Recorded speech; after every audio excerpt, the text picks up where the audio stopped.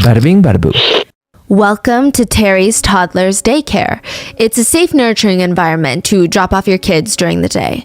The business is advertised as in-home licensed childcare, classroom, preschool curriculum, incredible play yard, and focus on social and emotional development. Some parents, they love the idea of having someone have an in-house daycare. It feels cozier. It's going to be less of a change for their children when they're suddenly placed in like a sterile feeling facility. They don't like the idea of that. Other parents, they don't like in-home daycares. They think it's too much of a risk. Honestly, I think it's a personal preference, but it seems like the ones who like Terry's Toddlers, they have nothing but good things to say about the whole place. Terry Cohey is a middle-aged woman in Colorado, but if you just talk to her on the phone, if you just hear her voice, if you just experience her energy levels, and even just the way she carries herself, she seems decades younger. You would honestly never believe that she has two sons that are in high school. She feels so young and vibrant, and she's so good with the kids.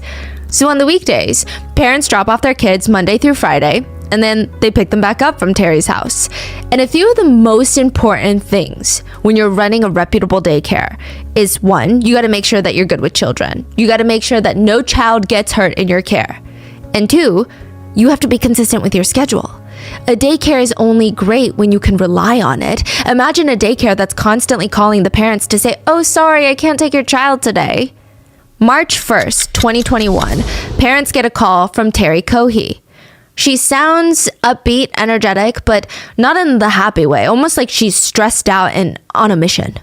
"Hi, there's been a family emergency. Please come pick up your children right away. They're safe, they're not hurt, but please do hurry."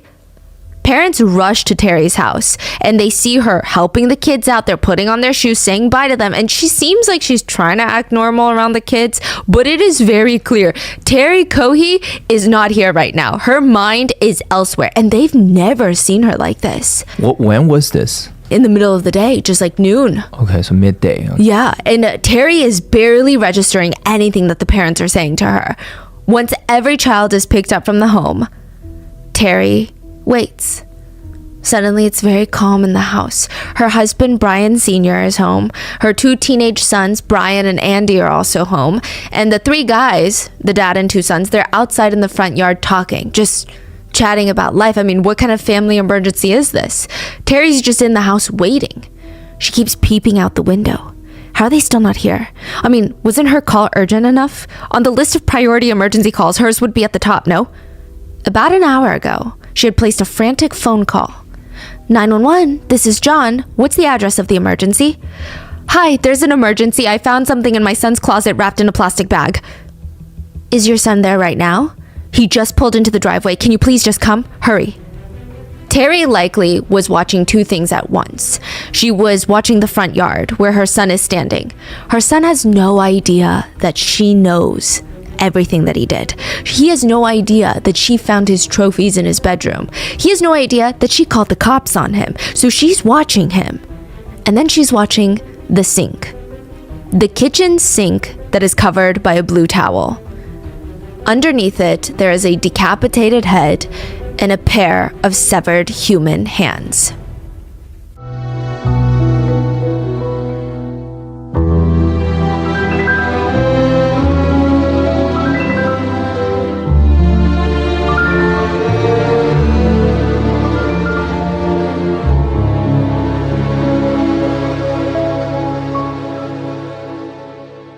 We would like to thank today's sponsors who have made it possible for Rotten Mango to support the Blanchet House, a nonprofit in Oregon that offers food, shelter, and aid to all those in need of a safe place. They make sure that everyone who walks through their doors is nourished and supported with compassion and dignity. This episode's partnerships have also made it possible to support Rotten Mango's growing team of dedicated researchers and translators. We'd also like to thank our listeners for your continued support as we work on our mission to be worthy advocates of these causes. As always, full show notes are available at rottenmangopodcast.com. Now, a handful of disclaimers for today's case. As with any mental illness, the perpetrator's autism spectrum disorder, attention deficit disorder, and his major depressive disorder, they do not represent everyone else who has similar diagnoses. I also want to make it very clear that throughout this case, there is different verbiage that is used, and sometimes it is outdated, incorrect, and just like outright insensitive. But only for direct quotes will we be keeping those words. They do not represent the vocabulary of the RM team. For example, the perpetrator refers to the diagnosis of autism spectrum disorder with the outdated, incorrect term of Asperger's syndrome. I will not be modifying any direct quotes just to reflect our beliefs and standards, so I just want to make that disclaimer. Some Reddit quotes and transcripts have been shortened for the purpose of clarity for today's episode. So with that being said, let's get into it. How quickly do you think a car sinks to the bottom of the Colorado River? Okay, it depends on a few things. First of all, how deep is the water? The deeper the water, the more pressure there's going to be, and the more pressure, the quicker the water is forced into the car. But also, how quickly does the car hit the water? If the car is hitting the water with any sort of high speed, it's going to sink faster. The body parts are going to warp on impact with the water, so there's going to be cracks that are forming. The car is going to fill up with water quickly and it's going to sink like a rock. But what if you just slowly drive into the shallow embankment of a river? And the waters are calm, it's shallow. How long does it take? I mean, it's going to take a minute. The car has air inside. If it's all sealed, it kind of acts like a small boat with a leak. Very slow sinking. And once you realize nobody's even inside the car and at risk of getting hurt, the whole thing just kind of looks ridiculous. A car just floating in the shallow Colorado River, just bobbing around in the embankment. It looks like it's just slowly driven into the water at a leisurely pace, and you just want to go, literally, why? Like, who would do that? How did that happen? The two police officers get there and it's pitch black outside. It's 3 a.m. and there's just a car apple bobbing around in the river. There's another SUV parked and a woman in a white puffer jacket walks out. She seems less annoyed about the car being in the water. So in Korean, we have a word called oyopsa. It means it's so ridiculous that all you can do is laugh. It's not even funny. It's not even lighthearted. You're just like, I don't even know what to say. That's the energy she has. She's the mom of the silly teenage boy who accidentally let his car drift into the river. And it's honestly just kind of goofy. The two officers, they're staring at each other, then they're staring at the car. Do you think we can call a tow for that? I don't know, because then he would have to get in the freaking water then. The mom walks up and she seems high-spirited. I mean, the best way I can describe her is she seems like the cool mom. She tells the officers that her name is Terry Cohey, and I called Black's Towing, but I only have 10% battery left on my phone. They want me to text a photo of the car, and I'm like, oh my god, oh good lord. She informs them that her husband and her teenage son, yeah, the owner of the sinking ship car, okay, they're in the SUV right now, staying warm. Her son is actually in the vehicle when it slid into the river. Yeah, so he's staying warm in front of the heater because it's below freezing. It's February in Colorado and it happens to be 3 a.m. I mean, it's 34 degrees outside. You can see their breath when they talk. The officers, they walk over to the car to talk to Brian, the son. And he looks embarrassed because the whole situation is kind of silly. Yeah, I've only had my car for about a year and a half, and it's a nice car too. And you say he's a high schooler? He just graduated. He's 19. Brian's mom chimes in. Yeah, we made him wait until he was almost 18 before he had his driver's license because we didn't want him to have any accidents like they do when they're like 16, 17 years old, because that's when they do all the stupid things. But stupidity doesn't have an age limit, I guess. And the cops all start bursting out laughing with the family, and they get to work. All of them, the cops, the family, they're all calling different tow truck companies. Problem: 1, nobody wants to get up and leave their house at 3 a.m. to tow a car. And 2, nobody wants to get into the water at 3 a.m. in almost freezing weather to tow a car. So the parents offer to try and hook it to their SUV and pull it out themselves, to which the cop is like, I mean, I'm not going to tell you guys you can't get your own car out of there, but I just worry that the risk is somebody's going to get an injury and we're going to have a whole other issue, or somebody gets into the water and then can't get out. But look, the car's not going anywhere. And if it does, we know which way it's going. It's not going to do anything anymore. Like, it's not going to do any more damage than what it's already doing. So let's just leave it for now. The mom smiles. Right. Teenagers, you know. Which is exactly what this looks like. A teenager making an incredibly dumb mistake that his parents will probably hold over his head for the foreseeable future. Even when he's introducing his future partner to the family, they're gonna tell them about the time that he sank his car into the river. So he drove the car off the road into a lake? That's just like...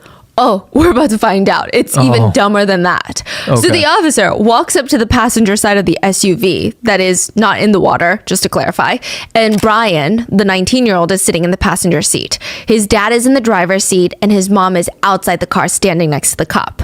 Brian can't get out of the car because he's not wearing pants. They got wet from when he was in the sinking car and he took them off and now he's just covering himself with a coat. And he's just trying to answer all the officer's questions. The dad clarified with the police. Yeah, our son just called us 20 minutes ago and said, Dad, I parked at the boat ramp and I messed up. I tried to get out of the car and it slid down. The officer looks over at Brian, scans him up and down. Well, you're not hurt, right? Do you know what a boat ramp is? Not fully. If you go to like one of those more like relaxed embankment areas of a river, they have a slope. It's like cement and it slides all the way down. So if you have a pickup truck and you get your boat hooked up to the back, you reverse your boat into it and it slowly hits the water. Yeah. It's like it gradually gets deeper. Yes. So you're not just like pushing your boat and it splashes into the water. Yeah, like a little kiddie pool. Yes. So he's saying that he parked his car just to enjoy the river, the side of the river. He parked it on that slope and his car could not get up. That's weird. And it just slowly slid down.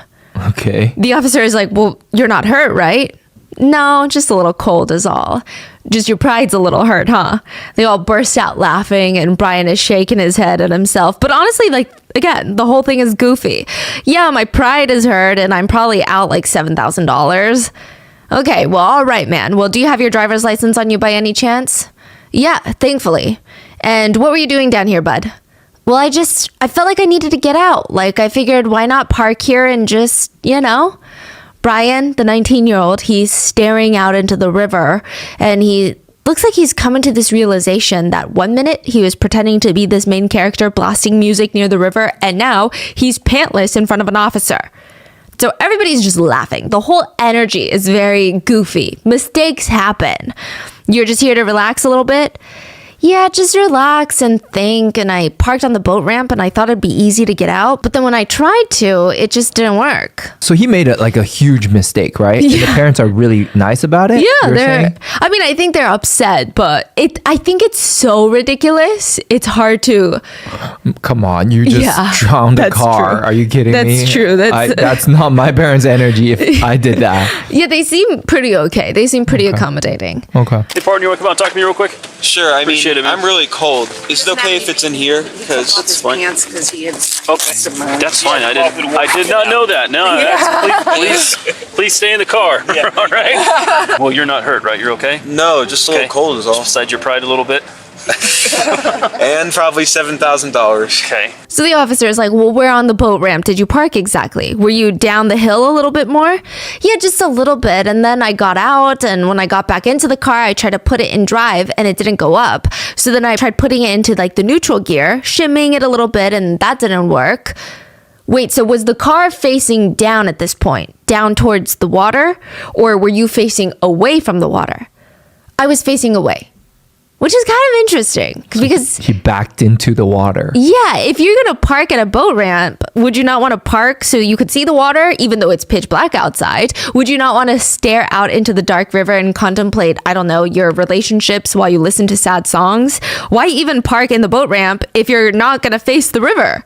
Even Brian's dad looks a little surprised. You back down? Brian nods and his parents end up taking him home because he's pantless and cold and it's not like he can tow the car out there himself. And technically, it's not like he has to be there and sit in shame while he watches the car just get shorter and shorter and it just disappears into the water. Now, the parents, on the other hand, the Cohee parents, they drive back to the boat ramp to join the police after dropping Brian off. They need to make sure that their son's car gets out of the river. I mean, it's probably not salvageable now, but at least they can try and assist and figure out the insurance situation. And when the parents get back, the police were able to find a tow truck out there and they're pulling the car out the river. So the parents are sitting in the SUV staying warm when an officer knocks on the window. Hey, quick question for you. Terry, the mom, rolls down the passenger side window. Sure.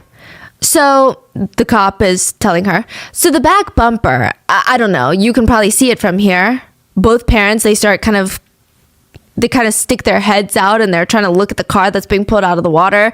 And Brian Sr., the dad, his mouth just kind of drops open in shock or surprise. There's a lot of red in the back of that car, dripping down it a little bit underneath the license plate, a little area there. The mom looks a little bit calmer, but she seems just confused, while the dad keeps looking from the cop to the car to the cop to the car, and his mouth is open in shock. Okay, a lot of red, which looks like blood. She literally says, blood? Yeah, I don't know if your son hurt himself on his way out at all. I don't know. The dad butts in. He might have, and he just didn't know it. I don't know. So when the car pulled out of the water, there's still blood on there? It didn't get washed off? No. Wow. That's why I'm asking. I mean, I think that's a good question. He's at home, right, your son? Maybe make sure that he's not got a cut or something on him somewhere that he's not aware of, maybe, because his adrenaline was a little high, possibly. If you just have him do a little self-check, make sure he's okay. The mom is already on the phone. I mean, this is her baby boy, her firstborn son. Brian picks up the call and he's heard on speakerphone. Brian, are you okay? They see blood on the back bumper of the vehicle. Really?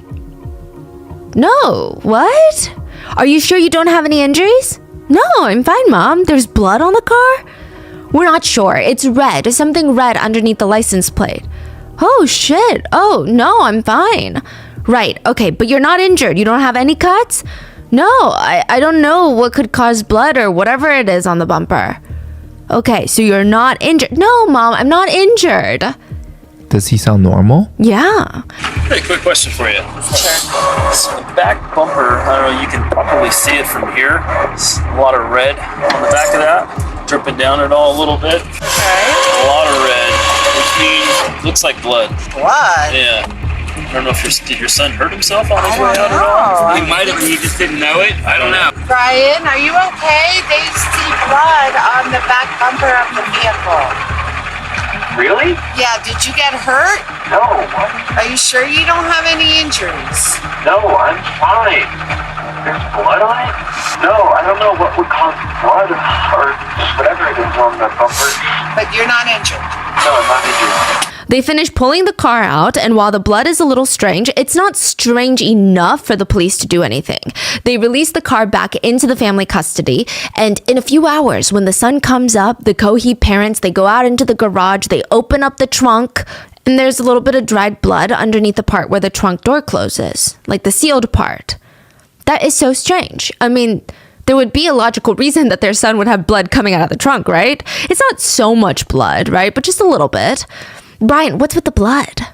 Brian explains, oh, don't be so spooked out. Remember how I took a special effects class over the summer to learn how they do special effects for the movies? I had a gallon of fake blood that movie sets use. That was in my trunk. I took it out a few days ago. It must have spilled a little bit on the way out.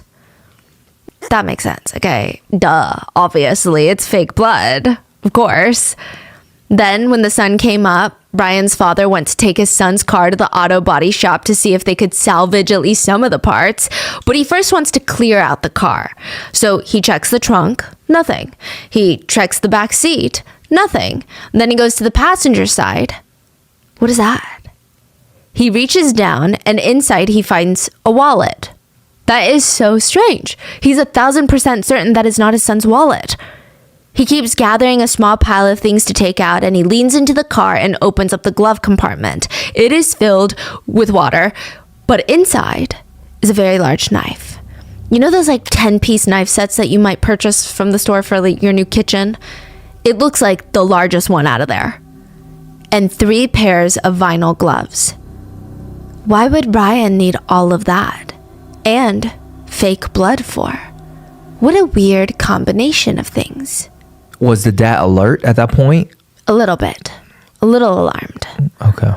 Now, being a crime scene investigator is a very tough job, and this is not exactly the type of place a crime scene investigator wants to go to in the middle of the night. It's under one of those overpass bridges. Do you know what I'm talking about? The overpass bridges where the highway is running on top.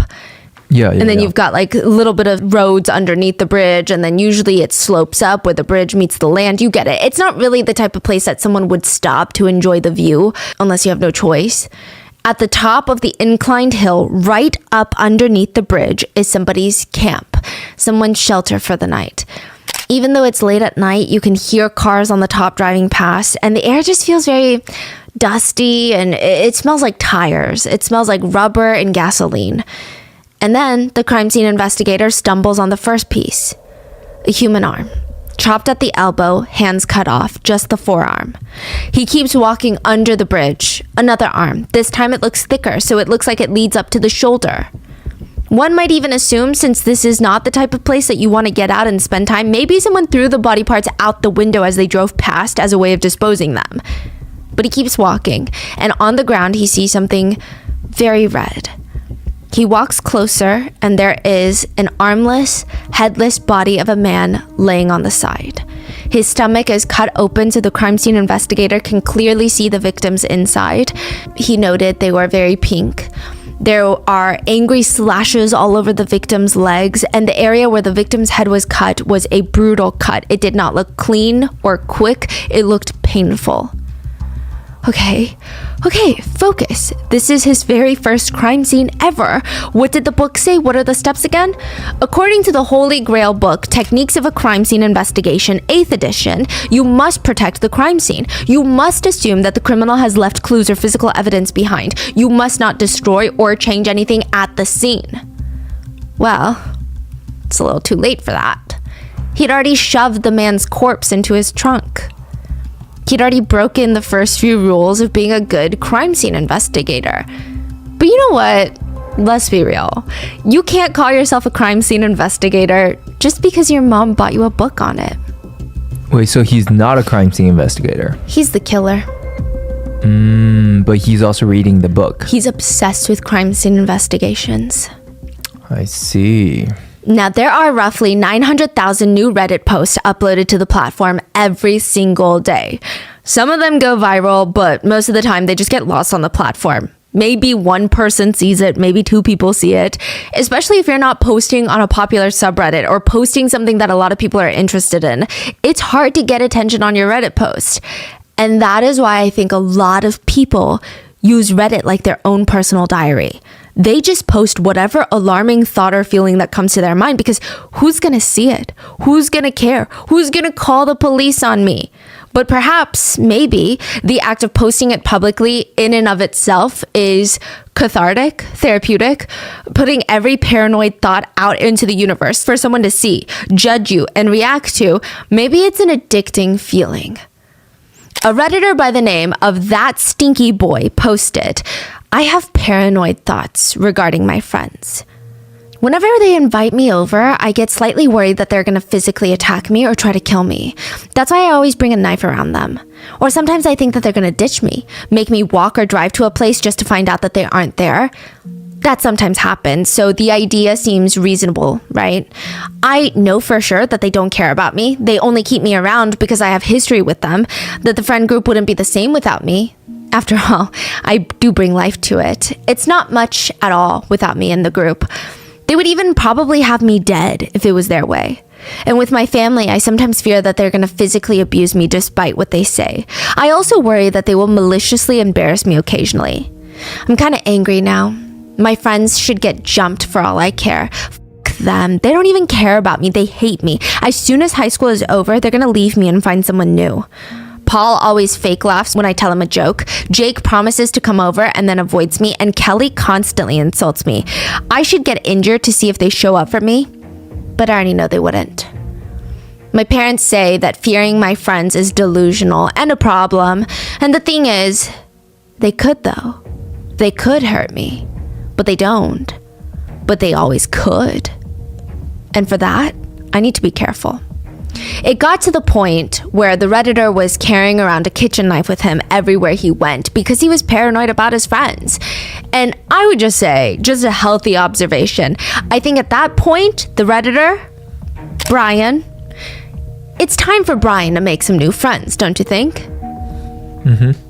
Brian is sitting in front of two new potential friends. He doesn't really quite know it yet because it's his first time meeting them. He doesn't know if Pete and Lisa are going to be his friends, and he's just trying to tell them one of his best stories so far. You know, the one that his parents are going to make fun of him forever?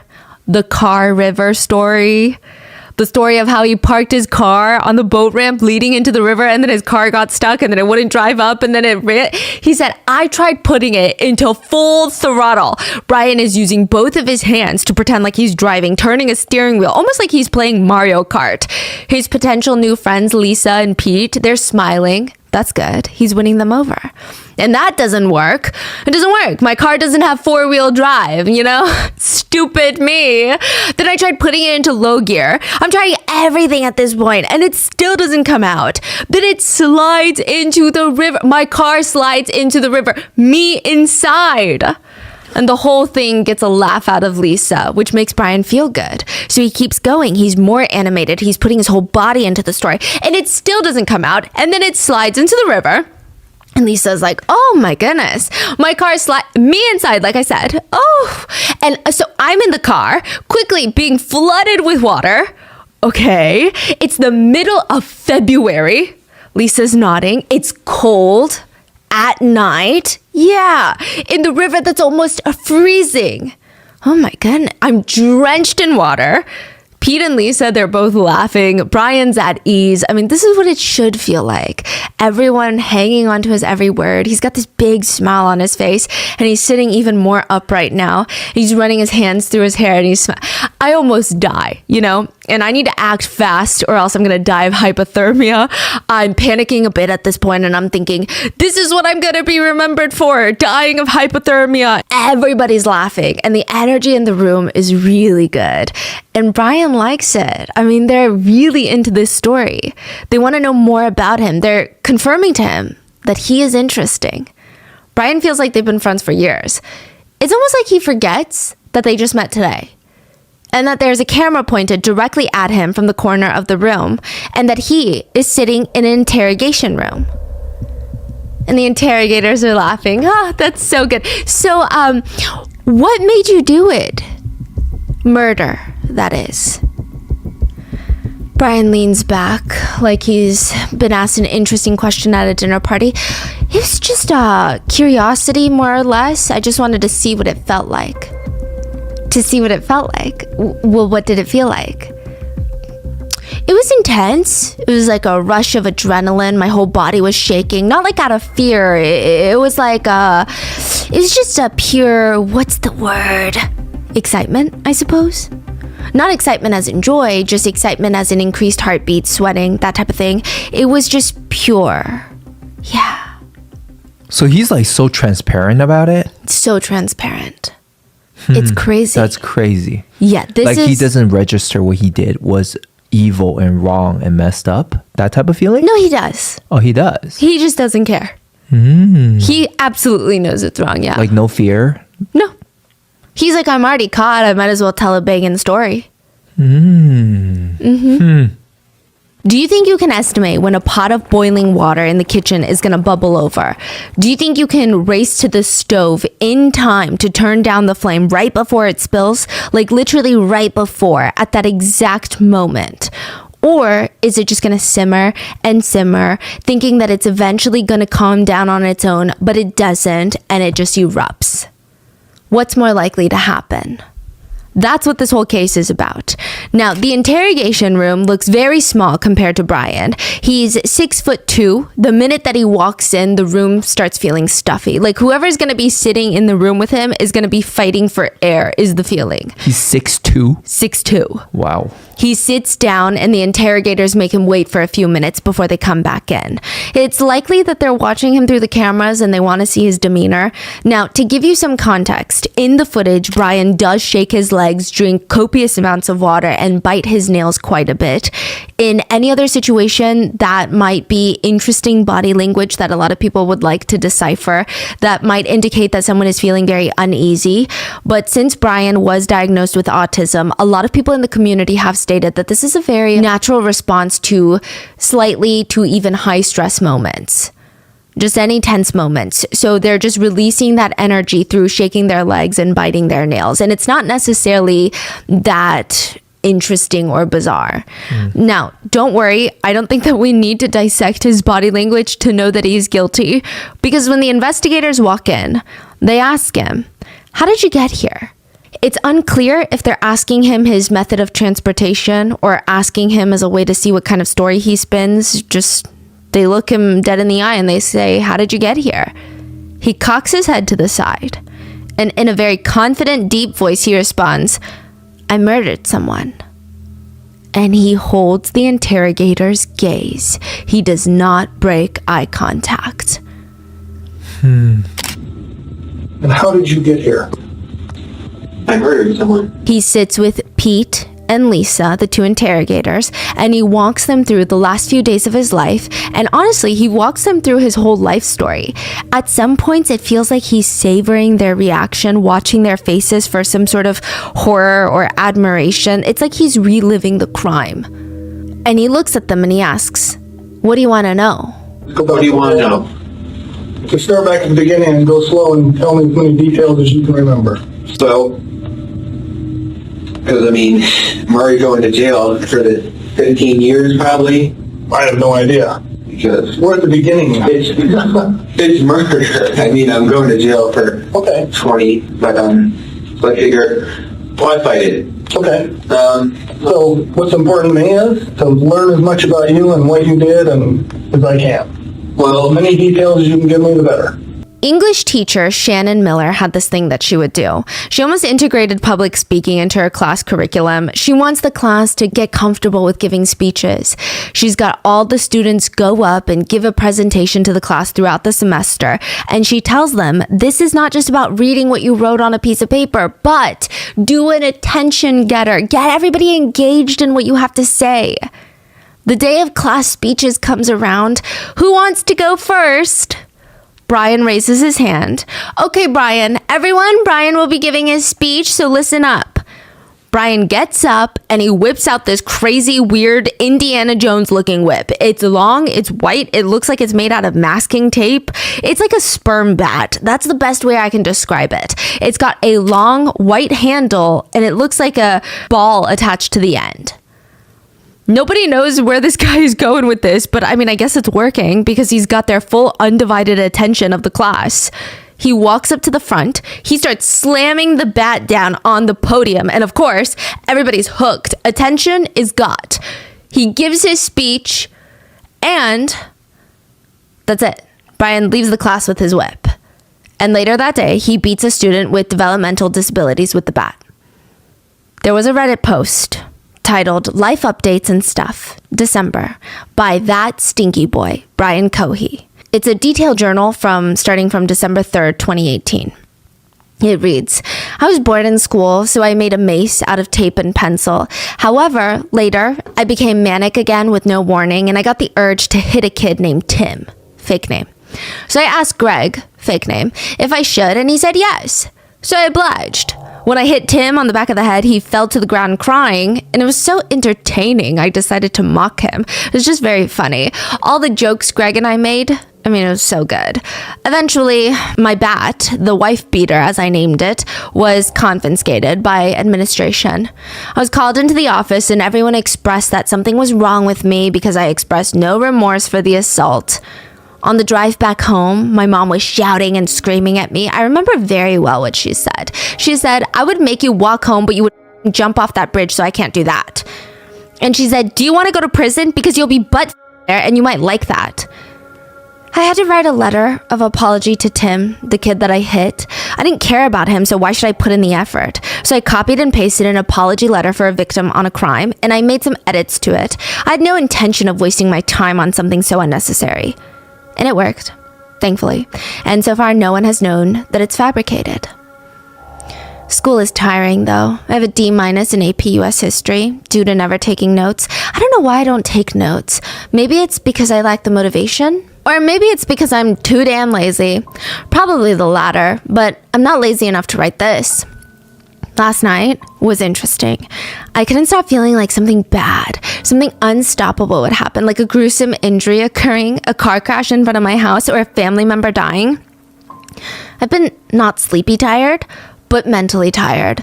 All the missing school assignments are draining, not to mention my mother when she's screaming at me, sometimes calling me a failure, other times asking me, what's wrong with you?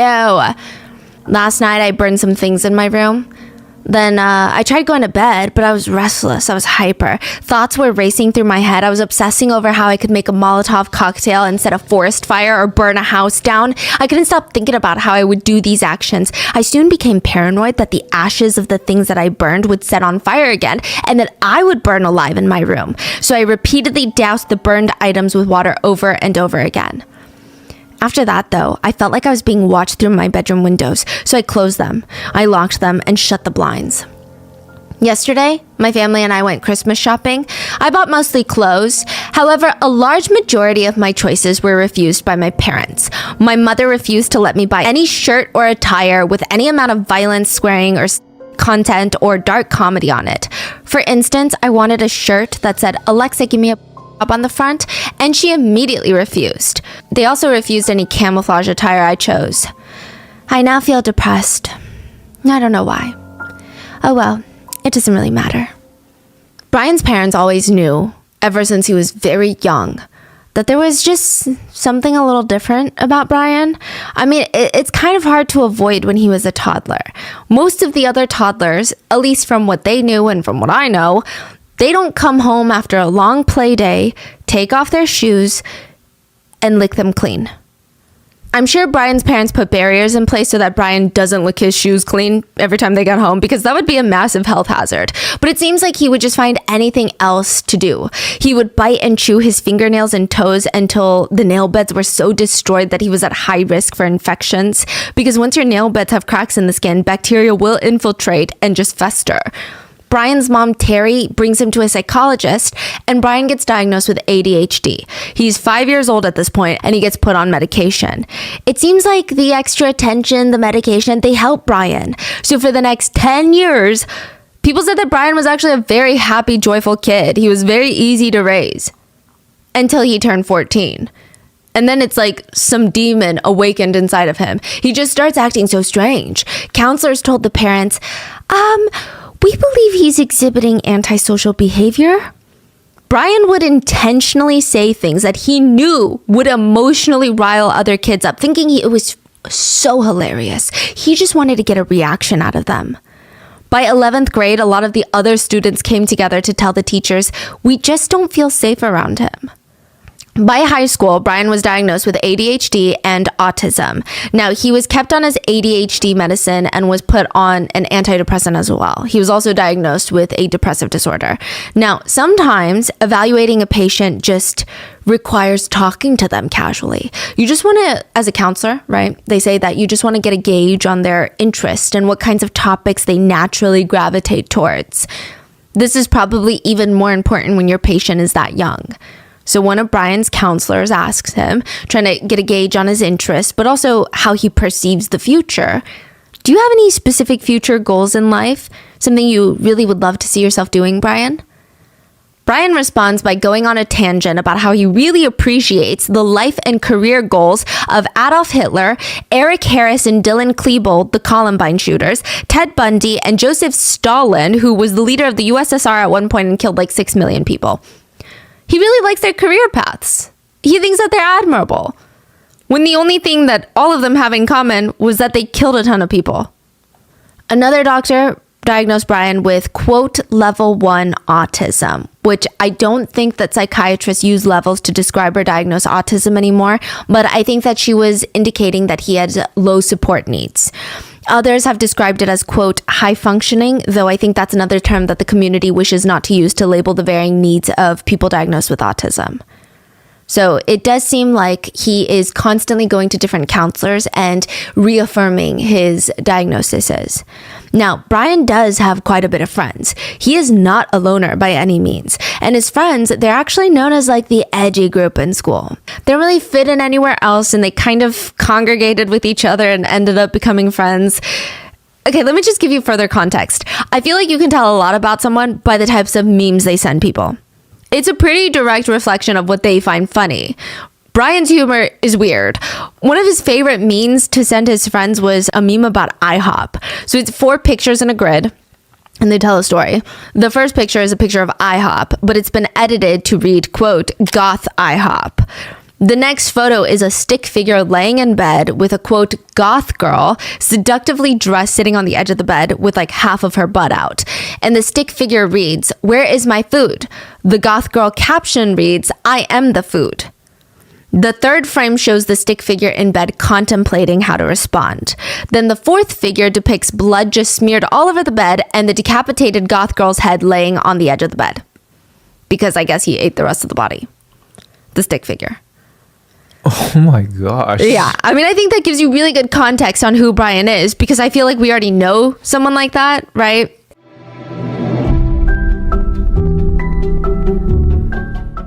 Here's my problem with buying clothes. I own a lot of clothes, but I don't have a lot of pieces that I really, really, really love or that are really high quality. So I end up with this closet full of semi-affordable outfits that I semi-enjoy wearing. And this year I decided to semi-get it together. I mean, not like my whole life. I can never get that together, but something I can easily fix and have fun doing is my closet. I want something that's high quality, made of really good materials, but that's not going to break my spending budget. And at first I thought that is way too ambitious. Like with the cost of clothes these days, there's just no way. But then I found Quince. Quince is an online luxury store that sells high quality clothing, accessories, bags for honestly like bombastically affordable prices. And I know the word bombastically is crazy, but I can't think of any other way to describe Quince. They use real premium materials for only a fraction of the cost. And if you're wondering how that's even possible, it's because Quince works directly with manufacturing factories. They basically cut out the middleman, and that saves you and me a lot of money. I bought this beautiful summery keyhole dress that's made out of 100% organic cotton, and it was under $70. The traditional retail price for the same quality would be like $240. And I'm telling you, the organic cotton composition, it's just a huge difference, especially in the summer. I feel like I can breathe in my clothes. And I bought this really lightweight textured organic cotton blouse for $50 that would normally retail for like $160 if I bought it anywhere else. I also love the fact that a lot of their clothes are like organic cotton, because I'm telling you, the breathability, my skin feels better in the clothes, and I get so many compliments on them. They also have these premium European made linen dresses, blouses, and shorts that start from just $30. They even sell real silk tops, 14 karat gold jewelry, and more. And any piece you find on Quince is going to be like 50 to 80% more affordable than if you bought from any other retailer. And Quince only works with factories that use safe, ethical, and responsible manufacturing practices and premium fabrics and finishes. So we love that. Get warm weather ready with Quince. Go to quince.com/rotten for free shipping on your order and 365-day returns. That's QUINCE.com/rotten to get free shipping and 365-day returns. Quince.com/rotten.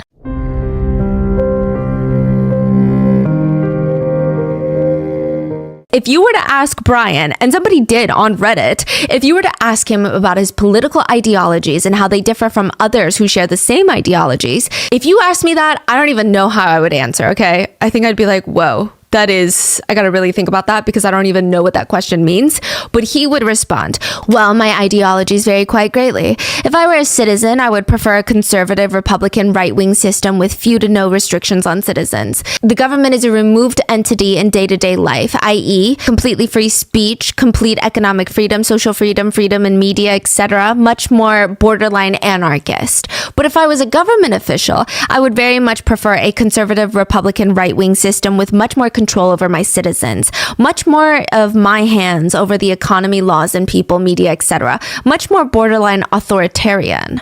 I think the aim of the answer is to sound smart and different and thoughtful and main character, but it's very contradicting. It seems like the only thing Brian cares about is freedom and power for himself. Sometimes he would talk to kids about political ideologies. Other times he would talk to his friends about, hey, have you ever tried crispy meat bites, the snack? No? Oh, well, it's really good. You should make some at home. The recipe is to get your family dog or cat, run them through a meat grinder, and then fry them up. Which, like, okay, dark humor is not illegal, but even for the friend group, Brian is a bit strange. The friend group would joke, yeah, well, it's just Brian being Brian. That's just who he is, you know? Well, let's just try to accept it, I guess. But they all had this running inside joke. If one of us is going to be a killer, it's going to be Brian. But like, it's a joke, right? Friends joke around with each other. That's normal. Teachers, on the other hand, they have way less leeway to be like, oh yeah, that student, he's probably just joking around. It's just his sense of humor. A lot of the teachers were alarmed by Brian's behavior, or at the very least, they're starting to get really frustrated by it. And it's increasingly getting worse and worse. In history class, the students would all sit and watch a video about Genghis Khan.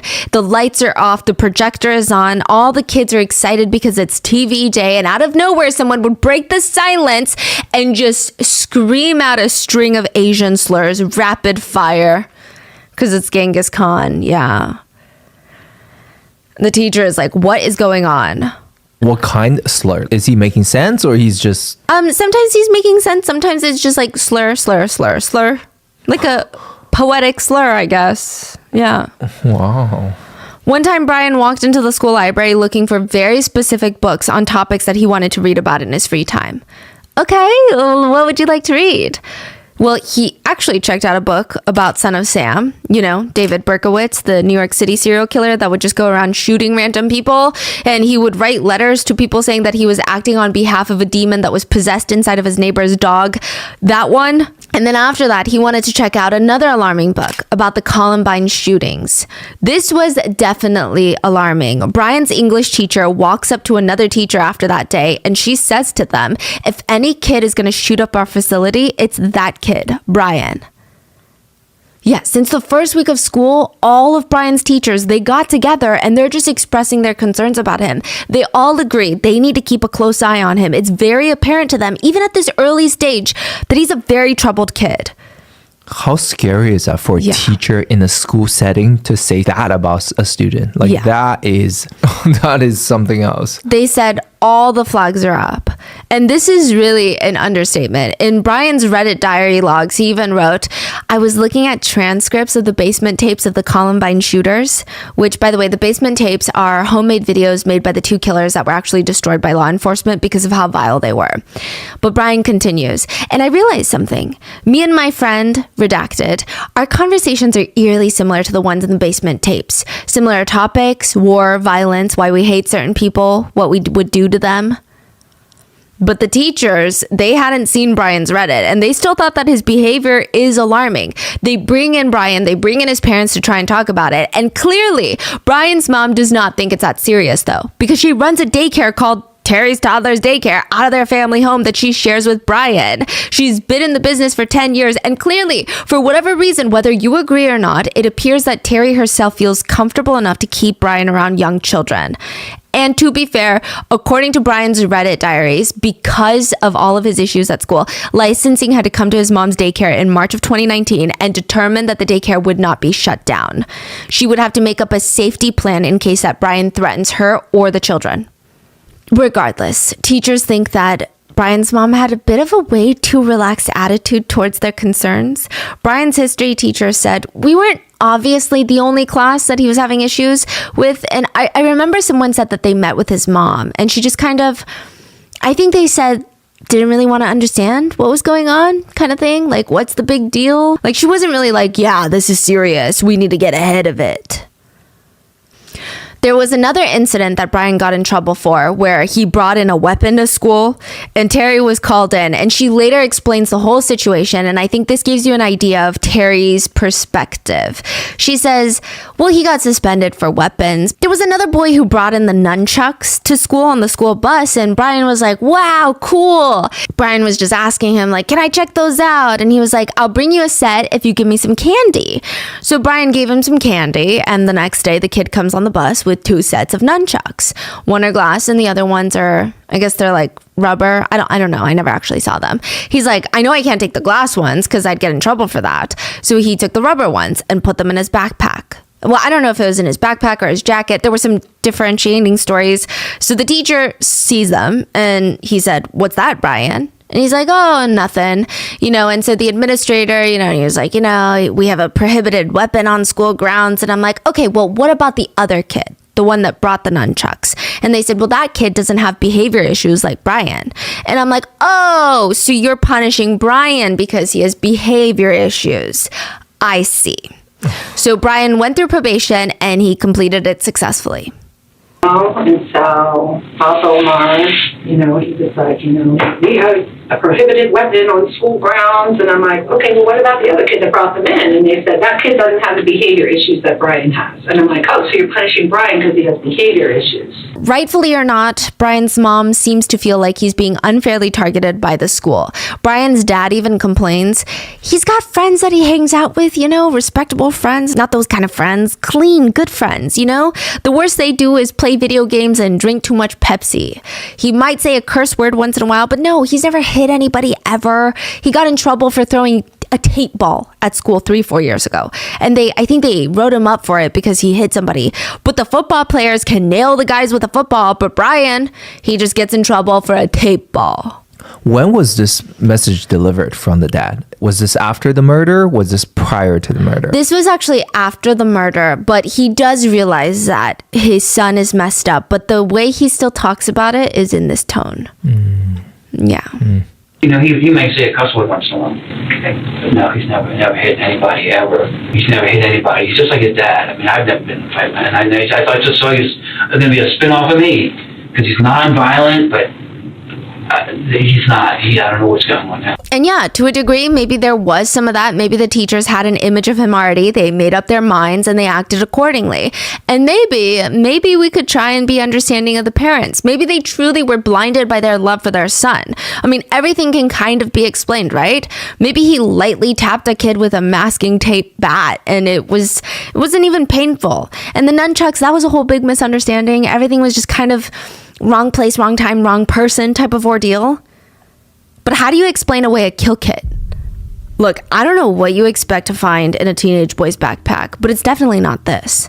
Brian's mom was going through his room one day and she comes across a black backpack, which is a little weird because it's not his school backpack, meaning why does he have a second backpack? She opens it up and it's got hammers, shovels, knives, large zip ties, duct tape, a saw, a kill kit. Instead of calling the police on their son, the Cohee parents bring an ultimatum. They say, Brian, throw the backpack away or else we're going to call the police. Brian throws it away and he was very upset about it. He said, that was $100 just down the drain. Brian would argue that he just has a thing for finding out what makes people tick. So one day he knew a classmate of his had PTSD and he triggered her PTSD just to see how she would react, and he was suspended for the whole thing. He writes on Reddit, I saw my therapist today. It was a normal meeting for the most part. We talked about how I exhibit control freak tendencies, that I manipulate others' feelings to see what makes them tick. That because I feel less emotion than others, I'm curious to see what regular amounts of emotions feel like. That I'm a scientist and everyone else is my test subject. I test painful stimuli to elicit a reaction. I enjoy those reactions. The ones of pain and sorrow. I love the horrified expressions when people watch someone they love die. The utter shock and devastation on their face is priceless. And then you tease them about it, calling them weak for crying, saying the thing that they were crying over was worthless garbage. I gave that girl a panic attack, and I've known her. Her name is Ellie. Fake name. In short, she's weak emotionally, physically, and mentally. Any criticism and she gets defensive, very sensitive. She carries around pictures of YouTubers she likes, Jacksepticeye, Markiplier, basic white girl shit. She's also timid beyond belief and gets panic attacks. So I figured it'd be funny to give her one. I clapped loudly right next to her and she screamed in the hallway and fell to the ground crying. It was funny, but my friends say it was up what I did. It doesn't matter though. I had my fun. And besides, she usually gets over her panic attacks in 5 minutes, but no, apparently she had to go home for the rest of the day because of this one. She did that to spite me. Brian's mom did agree that he shouldn't have done that, but clearly he thought it was a joke. That's the energy she gives. It's like, obviously he shouldn't have done it, but he didn't mean that malicious intent. It was just a joke. What's crazy is that this whole situation with the boy he hit with the mace, the nunchucks, the girl he traumatized in the hallway, there's still surprisingly more. Safeway is a giant supermarket chain in the US. It's just like your run-of-the-mill grocery store. I think on the East Coast, it's called Albertsons. So Brian, he starts working there as a bagger. So when you're checking out, he's going to be at the end of the little checkout lane bagging your groceries. And when there's not a lot of customers, he would run outside of the parking lot and start gathering up all the shopping carts in the parking lot and bring them back into the store so that when customers walk in, there's fresh carts to choose from to do their shopping. Well, one day, Brian's got a stack of shopping carts. They're like folded in on top of each other. So, and they're locked in, and it's like 7 shopping carts stacked into another. He's bringing it back into the store where a 58-year-old woman is cleaning the shopping cart with an antibacterial wipe. Brian just rams 7 shopping carts into her lower back and leg. Allegedly, is what the lawsuit claims. She also stated in a lawsuit that this has caused her to sustain permanent physical damages. That's her coworker? His coworker? No, a customer. What? Who's wiping off the handle so she can start going shopping. She is now suing Brian and Safeway. And he's claiming accident? He didn't even, I don't know what he publicly claimed. He probably said accident. Yeah. In another Reddit post, Brian talks about dating 2 separate people. It's very interesting to see how quickly he moves on. January 9th, 2019, he writes, I've been feeling bad lately. Me and this guy are dating, sort of. He loves me and I kind of love him, but I can't stop feeling like he hates me, that he pities me and he's tired of me. I almost cried last night because of it. Sometimes I feel he really does love me. However, there's no gray area. Either he does or he doesn't, depending on where I'm at mentally and emotionally. Sometimes I feel like I should disappear, ghost, or otherwise leave for a small bit to see how he reacts, to see if he really does care about me.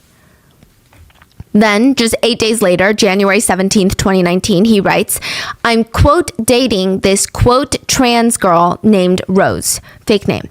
It's going really well. She's absolutely devoted to me and is madly in love with me, and I love it. I do love her, but a lot of it I'm exaggerating to get an equal amount of love back. It feels great having so much romantic and attention towards me, like I'm satisfied by it. A couple days ago, I told her about what I want her to be. After all, she was practically begging for me to tell her how to be more attractive for me. I love it when they're clingy and needy for me, but I think I went wrong because ever since, she's been a lot more distant. I think she's judging me, no doubt. I fear she may be too against me, but only time will tell. I think now I'll have her be more clingy and needy. I need to keep her no matter what. She is mine and mine only. Side note, on Reddit, Brian also describes himself as a boyfriend, and he posts one of those memes. It's like a cartoon drawing of himself, and it says Brian boyfriend, and there's a bunch of descriptions around the cartoon basically saying, this is what you get when you date Brian. It's supposed to be like quirky, chaotic, and he's supposed to make himself feel like this very cool, unique person. The descriptions read, whoa, did my hair catch on fire? Oh well, let's just roll with it. When I'm dead, start a dumpster fire with my corpse. Quietly contemplates theoretical physics and astrophysics. Man, Andrew Jackson was a cool dude. Killing natives and taking land? That's life.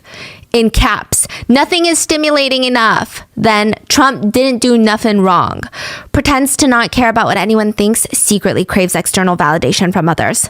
Last night I researched military technology and how it works. Eat my ass. Drives 100 miles per hour in a residential street. And then the quirkiest of them all, it says normal person making a bowl of cereal. Makes a bowl of cereal. Brian, making a bowl of cereal, runs into kitchen, slams open pantry, roundhouse kicks cereal box out of the pantry, sprints over to the cupboard, smashes the cupboard to pieces, picks up bowl from wreckage, tries to cartwheel to fridge, rolls on ground, summons milk through sheer screeching, mixes them into a bowl, flings bowl onto table, flops to chair before cereal bowl gets there, smashes face into bowl. Eee, delicious. I think that gives you a really good idea of who this guy is. Mm-hmm. Like, I think that does more than any other description. Yeah. But it also seems like January 2019, Brian is obsessed with power. Power in his romantic relationships, but also like a new fantasy. He writes on Reddit, I have a new fantasy.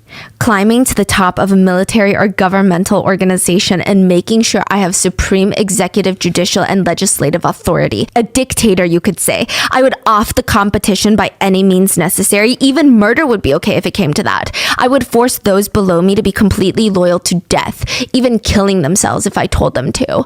If I took control of the military, I would commit many war crimes for fun. Torture, attacking the Red Cross, taking civilians, targeting them. Oh yeah. He said, "Why is it such a big deal to hurt or steal from others? It's what we're supposed to do." But maybe it's not too late. Maybe Brian's counselor could help him. Brian rants on Reddit. "I have a counselor, but she assigned me to someone else because I was beyond her skill set. I'm also going to a neuropsychological evaluation because of my irresponsibilities. I can't really use any of my friends for support because they would make fun of me." Brian regularly visits multiple different counselors, but clearly things are not getting better. According to Brian, "I went to my counselor recently, and looking at my personal history, they said that I just don't give a shit anymore, whatever that means. They also said that I'm digging myself deeper and deeper and that I'm self-sabotaging, ruining things for myself. Not only that, but they said that my friend calling me a narcissist wasn't that far off.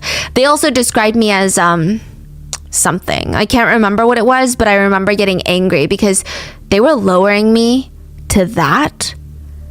Look, everybody's against me and wants me dead, and I can feel it. The feeling is everywhere. They're staring at me, thinking of ways to kill me, and I can feel it. It's weighing down on my shoulders, and I need to kill them before they kill me.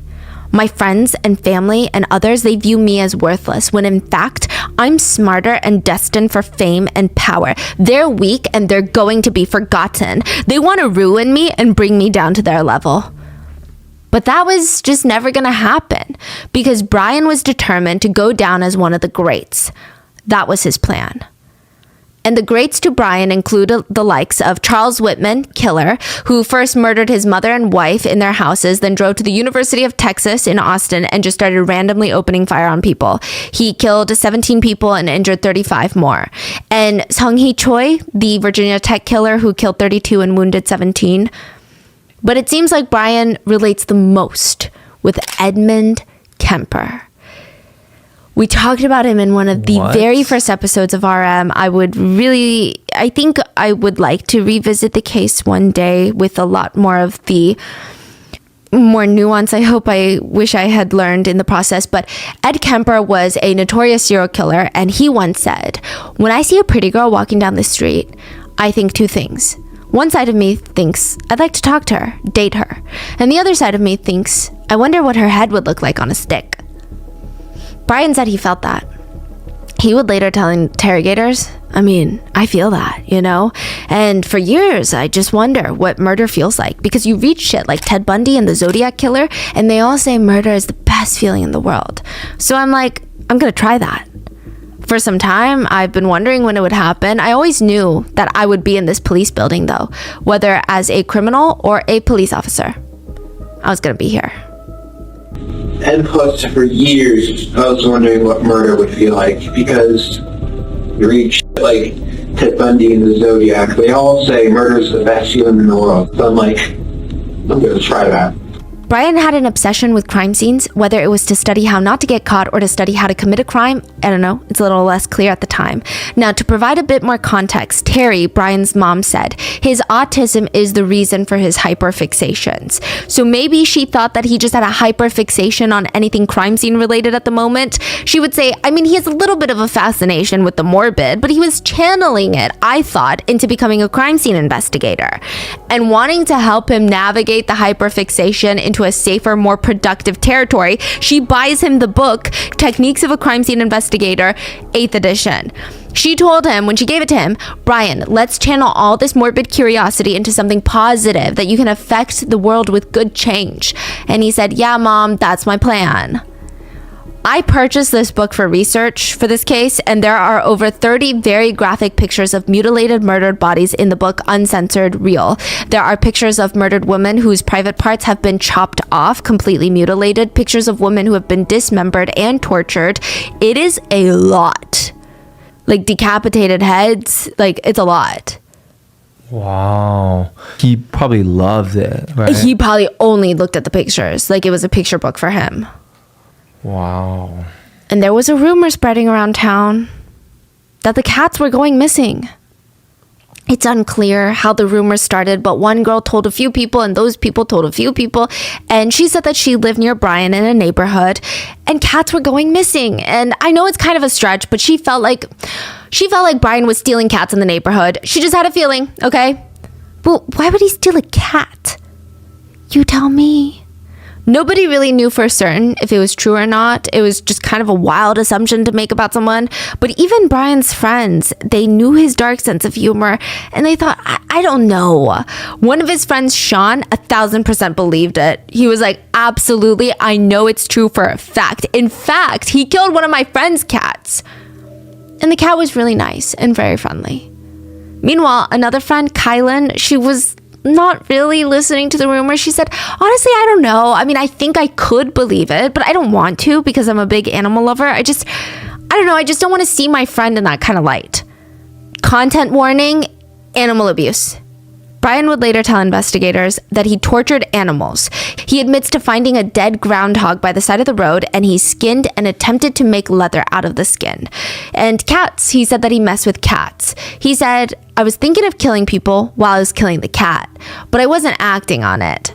I only started thinking about seriously killing people after I killed the cat. Reddit post, January 27th, 2019. Brian writes, I'm just now admitting this on here, but I killed a feral cat and mutilated it. Cats possess natural weapons. You know, their claws and their teeth, natural weapons. I used a pillowcase to stop it from retaliating on me. And then I tried snapping its neck and then strangulating it several times. After that failed to work, I used a nearby screwdriver to separate its neck vertebrae and damage its spinal cord. It was not dead, though. It worked. All it could do was hiss at me. Then I took it downstairs into my room, and then I assaulted the head and the neck, trying to damage it further, beating it with weights, hitting it against the ground. I hid the body in a shoebox and then put it under my bed. Oftentimes, over the next few hours, I would go get the dead cat and feel its warmth and play with the limp body. And later that night, I used my knives to decapitate the head, and then I put it into a separate box. I don't know why, it was just very satisfying to decapitate it. Something so important and connected to the body being unconnected from its being. It was just so wrongfully good. I was so excited in a good way, thrilled, high on homicide, if you will say. I kept it for a few days in my room, but it started to smell. But knowing that I was hiding something awful while my parents and brother were none the wiser was satisfying, that I had that kind of power over them. February 11th, 2019, Brian is suspended for making inappropriate comments in school.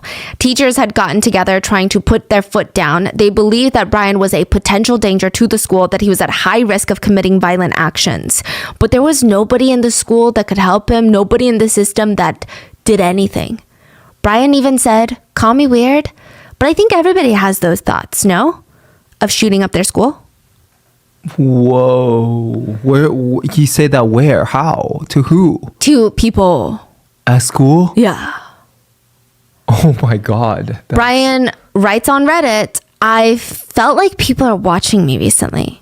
Sometimes I feel like the walls, the floor, and furniture have eyes, and they're watching me as I walk. In the dark, when I'm not looking, like right now, I feel like the eyes are watching me. Last night, I was so scared of the idea of someone or something in my room watching me silently, creeping towards me to kill me. So for about 30 minutes, I laid in bed still, listening and watching carefully, waiting for any signs. I did not move. In one of Brian's journals that was found later, there is a page that has a drawing of eyes, and the eyes are almost hypnotic and creepy. They have a cat-like shape to them, but the eyeballs itself are kind of in a spiral, just like the jigsaw eyes from the Saw movies. On the page, there's also a list of words that it's likely he describes himself as these. A few of them read paranoid, narcissistic, megalomaniac, someone who's obsessed with power, cruel, sadistic, two-faced, depressed, impulsive, reckless, childish, remorseless, possessive, fearless, homicidal. He also writes that he's born to raise hell in his journal, and one of the more alarming pages just has his name at the very top. It reads Brian Cohey, and underneath it, Sir Jeffrey Dahmer, long-legged wolf slayer, screamer of the cock, and he tries to create his own cryptic, like the Zodiac Killer, where each symbol corresponds with a different letter. So this is what's going on. And it's not like Brian's parents don't know. I mean, I don't know if they know the extent of what's going on, but they know that something's going on. And even though they're the only ones giving him any sort of benefit of doubt, he writes about his mom. My mom has been so unstable recently, crying and shouting near constantly. That bitch should just leave. That was February 2019. February 2021, 2 years later, police would show up at the house. It's daytime when the police show up at the house. It's somewhat isolated, and it's not in the middle of nowhere, but it's not your typical suburban home where you can see your neighbor's backyard from the side. The officers, they intentionally keep their sirens and lights off so they don't freak Brian out. When they pull up to the house, Brian, his little brother Andy, and their dad are standing outside. It seems like they're just having a normal conversation, and then the cop gets out of the car. "What's going on, man?" Brian's wearing a blue long sleeve shirt with jeans. He's got glasses on, and he looks like the type of guy that your parents would want you to date in high school. He looks very responsible. "What's going on, man?" Brian says, "Not much." On Brian's right, it seems like his dad looks at Brian and tells him to cooperate. Brian is walking towards the cop. He stops, turns to his dad, and says, "Cooperate? I'm gonna cooperate." He turns back to face the cops. "Okay, so Brian, your parents have some concerns about some stuff that may have been found in your room?" Yeah, I believe so." "And what would it be?" Brian stares off to the side for a little bit, just staring at the road. But when the officer asks again, what would it be? What is found in your room? He cocks his head to the side, makes direct eye contact with the officer. His voice goes an octave lower, and he stares straight at the officer. "A human head and hands?" "Like, for real human head and hands?" "Yes." "From?" "That fellow who just went missing recently." "Which fellow is that?" "Warren Brown." "Warren Brown? When did he go missing?" "The night of the 27th. "Okay, and how did you end up with him?" "I murdered him." "With what?"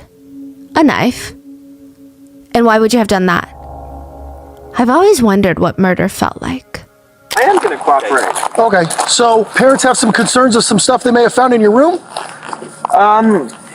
Yeah, I believe so. And what would it be? A human head and hands. In the body cam footage, you can see Brian's mom just collapse on the grass outside. She can't even get up from her knees. So far, she's the only one that's seen the head and hands so far. And she's just got confirmation from her son that they're real. He killed someone just because he wanted to feel like what it feels like. Wait, so the mother found the head and hand. So she told the dad knows as well. Yes. But he didn't see it. So the dad is just keeping the son stable outside. Because if he walks in, he's going to see the blue towel in the kitchen sink, and then he might feel inclined to lift it. Yeah. And nobody knows what's going to happen because he also has a shotgun in his room. Yeah. Well, yeah, but at the beginning of the video, you said it took an hour. It took an hour. So they were just like lingering out there for an hour. For an hour. Oh my goodness. Brian's dad walks back into the house with the officer, leaving his son and wife out on the grass, and Brian is with a few other officers. He's also being placed into a patrol car to be taken into the station. And side note, that whole thing is controversial. Some people don't like the way that Brian was treated so nicely. He just admitted to murdering someone with a knife. He is not handcuffed. He's just like getting into the back of the cop car like he's being picked up by a friend to go eat Chipotle. He turns to the female officer. "How are you?" "I'm good, sir. How are you? You said your name is Brian?" "Yeah, I'm not feeling too well." "You're not feeling too well?" "No, these past few days have been very, very anxious." "That's understandable. So what we're going to do here now is I'm going to have you sit in the back here, okay? I'm going to turn on the air for you in a second. That way you're not too hot. Are you hot-blooded or cold-blooded kind of guy?" "I'm very cold-blooded. I prefer cold." "Well, no, actually, sorry. That would mean I'm hot-blooded." "So you prefer the cold. Okay, fantastic. All right. So hop in the back. I know you're tall, so it's a little bit of a bit squeeze." He opens the door and climbs into the back of the patrol car. But like I said, I'll get that air on for you. Sorry about that.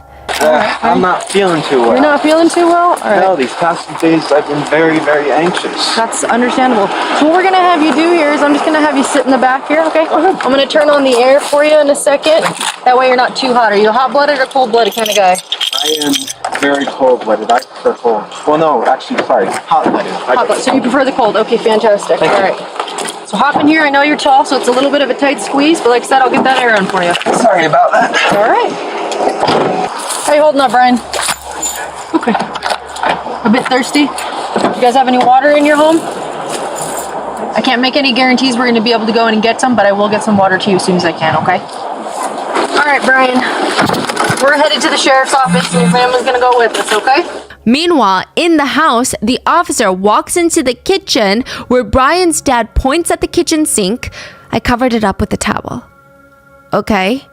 Because I didn't want him to see it. I didn't want him to run. I don't want him to look at it.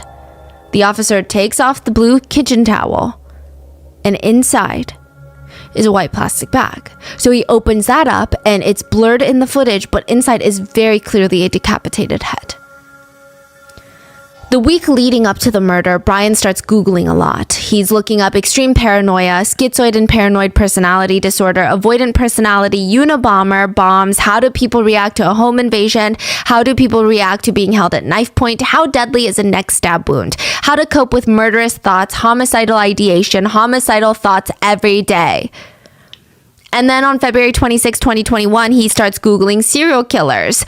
James Dale Ritchie, an Alaskan serial killer. Joseph Christopher, an American serial killer from the 80s. Andrea Yates, a mom who drowned her 5 children in the bathtub.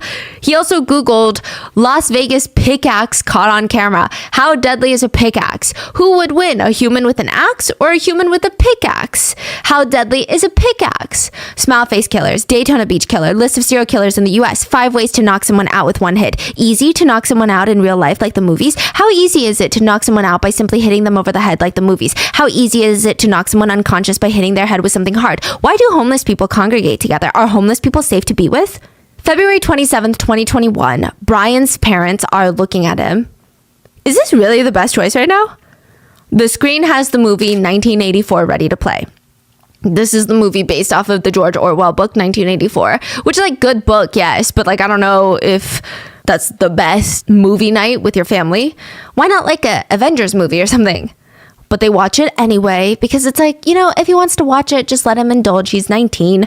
Brian's always just had this weird sense of humor and taste. He's always been interested in the morbid stuff. He would always joke around with his dad. Hey, Dad, wouldn't it be funny if you sold a lipstick with mercury in it to those beauty pageant queens and they got poisoned through the mercury lipstick because of their vanity and pride? His parents would tell him, no, that wouldn't be funny. And he would just brush them off. Yeah, it would be. You just don't get my sense of humor. You know what's crazy is because the way he delivers these information so nonchalant, so like goofy and upbeat, sometimes you just don't see it, right? I think that a lot of people, if you don't know him well, now I don't know about his parents, I don't know about his closest friends, right? But I imagine if I went to the same school as him, I would maybe gauge him as being very insecure. Like he's trying to do so much. I would never think that he would be a killer. I would probably think, wow, he's so insecure. He's trying so hard to be edgy and like obnoxious. Yeah. He was also a huge browser of the subreddit 50/50. It's called a risky clicks subreddit, where the title will have a choice between 2 different things. It's either going to be an image of something pleasant or something really, really bad, 50/50. And on Reddit, they have a blurred, censored preview of the images. So you can kind of see the outline and colors of the picture. And technically, it's a 50/50 shot. Most of the time, it's something bad. For example, one title is 50/50, capybara sniffing an apple or rival cartel members decapitated head. I did click on the picture and it was a rival cartel member's decapitated head. Another post on the subreddit reads 50/50, beautiful wedding cherry cake with a cool message, or car crash with a man's head cut in half hanging out through the window. Wait, so they can post these type of photos? I guess. Like uncensored? Uncensored, yeah. Spoiler, it was a car crash with a man's head cut in half hanging through the window. And Brian commented on that post, why the long face? Yeah, so I guess he's just kind of edgy, right? That's what a lot of his friends said. He just wants to always go with against the flow. His jokes are always in the realm of dark humor. Rarely did he ever make jokes that weren't somehow related to death or violence or destruction or breaking the law. For example, he just liked to shock people. For Halloween parties, he would go dressed as Jeffrey Dahmer. That was his favorite serial killer, which just adds another layer of twisted to it. Brian was nicknamed Dahmer in high school because he was genuinely that obsessed with Jeffrey Dahmer. Sometimes if they had these role-playing skits or plays or like improv moments in class where everybody had to pick a different identity or persona, Brian would be like, okay, I'm going to be Jeffrey Dahmer. And the teacher would be like, no, you're not. That's crazy. This guy was known for loving Dahmer, wanting to be Dahmer, pretending to be Dahmer. He would show up to Halloween parties dressed as Dahmer, and by all accounts, it seemed like he had plans to become the next Dahmer. But he would do it wearing a Michael Myers costume, a blue jumpsuit that he bought for Halloween to dress up as the fictional serial killer from the movie Halloween. And Brian would tell investigators, let's see, yeah, it was the night of February 27th. It was a full moon. And I figured, I can see so well, why not drive around? And I'm in a bad state of mind at that time. Brian doesn't really know if today is the day or not.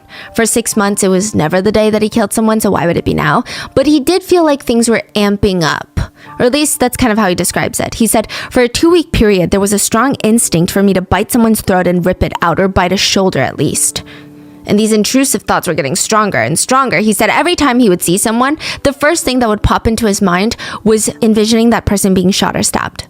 Brian tells the interrogator, I have major depressive disorders, so I'm not thinking positively. And I'm cruising around for an hour, hour and a half, so I fill up on gas halfway through. And I'm eventually driving underneath the bridge near the sheriff's office. You know, like, can I? Brian grabs an expo marker from the table and starts drawing on the whiteboard on the wall. And yes, you know, there is a whiteboard on the wall and the marker's on the table. So it's natural to assume that, you know, one would use it to draw or write things on the wall. But the way that Brian is writing and explaining the location of this bridge, it's almost like he's giving a lecture. He's teaching somebody. He's a professor. So let's just say this is the office, right? And this is the parking lot. Take a turn, and here is the bridge. That one. And it was right here. Okay. I mean, So the bridge right here on Graham? yeah, Like the one. The interrogator is trying to stay on track. So you were at the bridge. Yeah, I was at the bridge. I was cruising. There was a road right underneath the overpass bridge, and I was driving along, and I see this shape here on the railway track. And I'm like, interesting. I go up, and as I'm looking, I see a large thing wrapped in canvas, and I'm like, that's a homeless person. So I grab my knife. I put on 3 layers of gloves because plastic gloves can betray their users because they're very thin. And it is true that your fingerprints can bleed and you can leave prints behind. So a lot of people have, I don't know if I should say this, but this is commonly known. They put Band-Aids on their fingertips and then put them into plastic gloves or like the vinyl gloves. And he says, I put on 2, 3 on one hand. I took the knife. I pulled back the canvas. And I stabbed the man in the neck. He was panicking at first in his old man voice. He was in his 50s. Brian starts chuckling because he just called the man an old man when he's really only in his 50s. Side note, the victim was actually 69. But the way that Brian is retelling the story, there's no fear, no panic, no stress, just retelling this memory like it's a regular day for him. I don't know why I just called him an old man. He was saying, what are you doing? What are you doing? Why? And he does take on different voices, by the way, while he is describing the stories. It's very animated. That's crazy. And I just kept stabbing his neck. Yeah, I was. Is it okay if I do a demonstration? Wait, so he suggests to do all that? Brian points at the ground and Pete, the interrogator, nods. Oh, yeah, go ahead. Brian points at the ground and says, this is him. He gets on his knees like he's straddling the victim. Then he brings up his right hand in like a fist, holding a knife, imaginary knife. And he brings it up and down, up and down, quickly, frantically. And then he stops. And he gets up from the floor and just sits back down on the chair in the interrogation room like nothing just happened. Okay. He was panicking at first in his old man voice. He was in his 50s. I know why I call him an old man. He was saying, what are you doing? What are you doing? Why? Ah! And I just kept on stabbing his neck. Is it okay if I do a demonstration? Oh, yeah. This is him. I was straddled on top of him like this. Okay. Brian continues, and he didn't fight back. It was actually surprisingly easy. I was barely breaking a sweat. And I thought, homeless guy was going to be tough. But no, it was actually surprisingly easy. And during the time, I was growling and making animalistic noises. Brian brings up both of his hands in front of his face like a wolf eating a piece of meat, and he's like, What? Okay. The investigator is staring at him. And why were you doing that?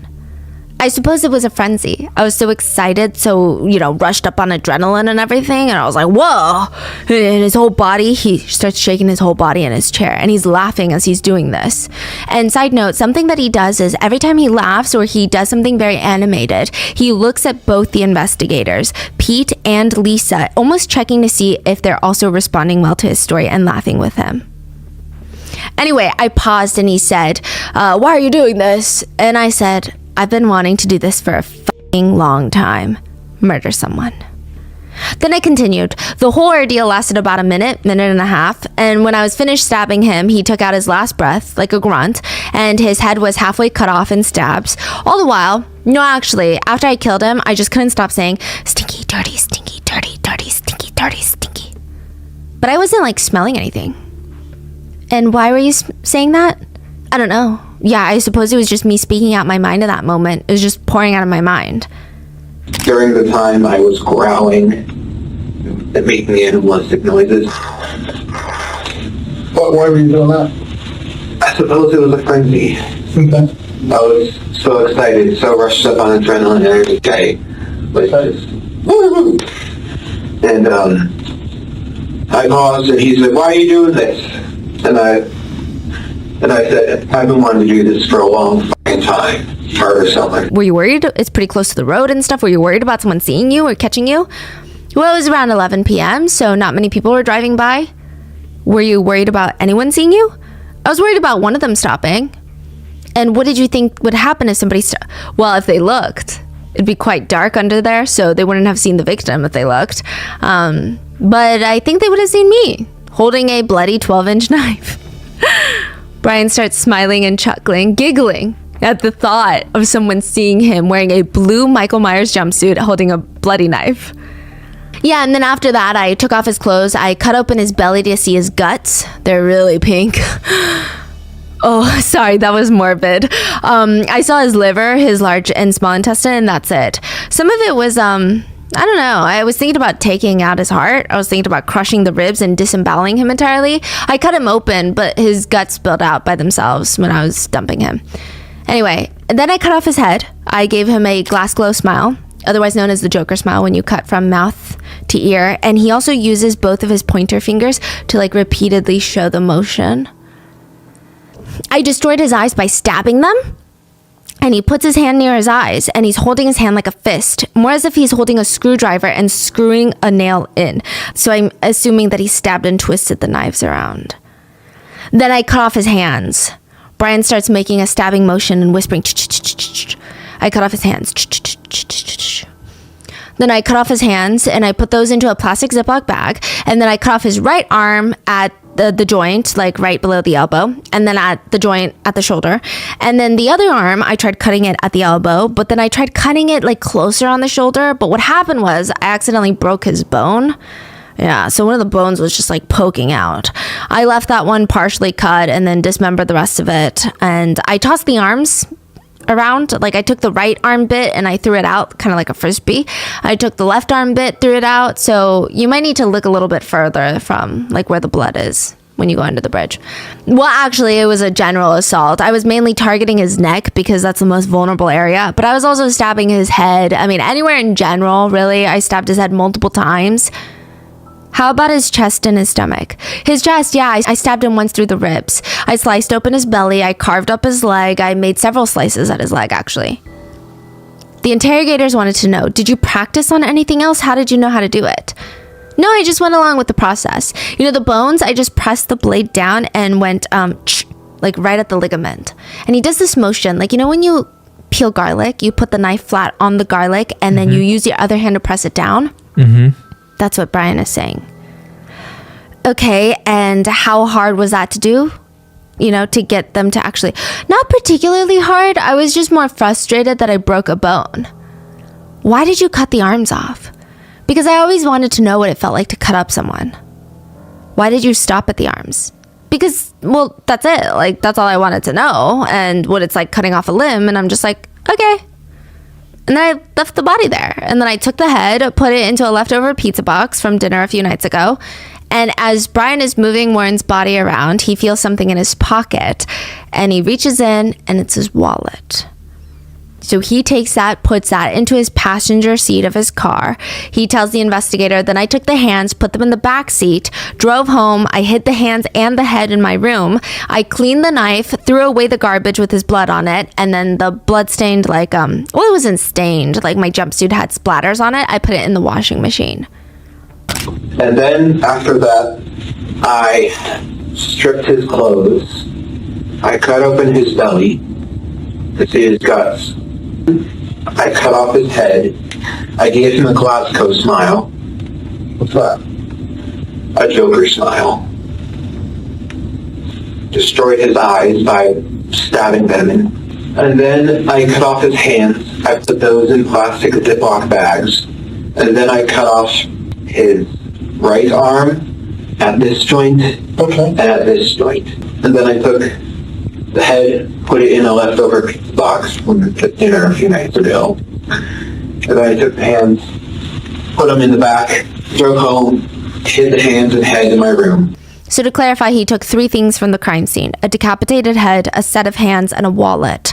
Then he threw his jumpsuit into the wash to get rid of the blood, and he's laying there in bed trying to go to sleep, but he starts freaking himself out because he realized that there was a small hole at the pointer part of his middle finger, and he was nervous that that was a partial print on the body. Were you worried about like leaving evidence behind of being caught? Oh, totally. He said, so I figured, why not go all the way? I drove back in a different outfit, picked up his body, threw it in my trunk, surprisingly heavy, put it in my trunk, and drove up to the Blue Heron boat ramp. I parked. You know, the ramp is quite steep, and you need to have a 4-wheel drive to pull it out of it, and my cart isn't a 4-wheel drive. So I pulled in, and I thought because I'm reversing, I could easily drive out.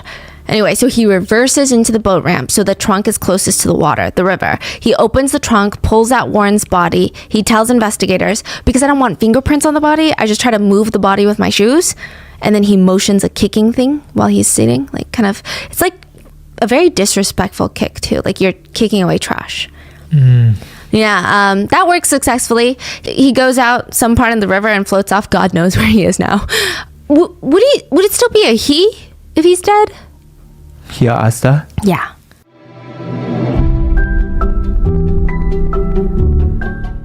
One of our family friends is starting her business, and she's really anxious about it because apparently over 90% of startups fail. She has this adorable online store. So I recommended, like what helped us a lot when we were selling Grandpa Mango stuff, his prints, is that no matter what you're selling or how big you are, I think this can apply. Everyone can benefit from Shopify. Shopify is the global e-commerce platform that helps you sell at every stage of your business. From the launch your online shop stage to the first real life store stage, all the way to the did we just hit 1 million orders stage? Shopify's there to help you grow.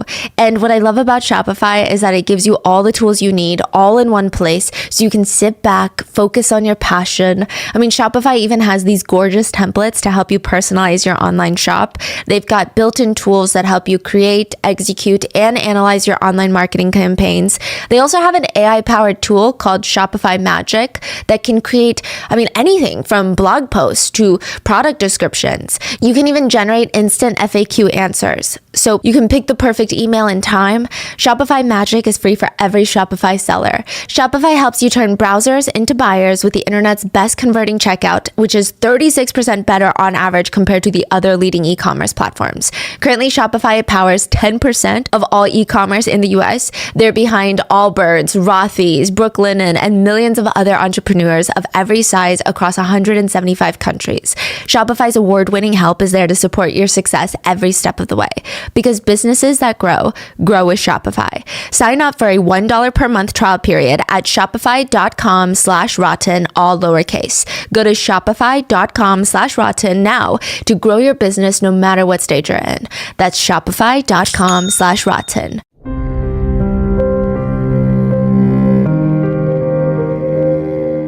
Brian snaps back into reality. Okay, yeah, God knows where he is now. I think my guess was that it'd be discovered the morning or next morning, so I kept an eye out for any river-related activities. And I was figuring, the police, Well, this is not to be taken offense, but police, they don't really seem to care about high-risk individuals, homeless people, prostitutes, etc. So I was deliberately looking for someone who lived that type of life, and I found a homeless person. The original goal was to just leave him there, but I was worried about the fibers on my outfit and the fingerprint and all of that. That's where the river idea came from, because a river will wash away a lot of the evidence. Rivers are quite, but obviously that was botched. Yeah, and when I tried to inevitably drive out, my car didn't come out. My car was stuck. I was putting it into full throttle, and that doesn't work. And it's just, my car doesn't have 4-wheel drive. Stupid me.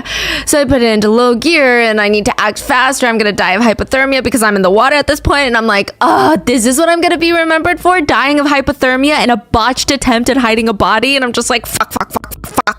So I go up the road and it's like 2 a.m. and I'm trying to flag down a car. One doesn't come by for like 5 minutes. Eventually it does. And it's an old high school friend. I don't know his last name. Yeah, no, this is wild, but another student from Brian's high school is driving past that area in that exact moment. His name is Kellen, and he's with his grandpa, and he sees Brian freaking out, soaked from the waist down, and Kellen is like, wait, I know this guy. They're not close.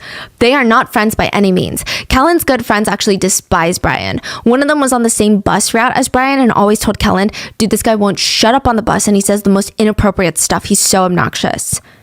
So it just seems like Brian has a weird reputation, but I mean, what is Kellen gonna do? Just drive away because he's annoying?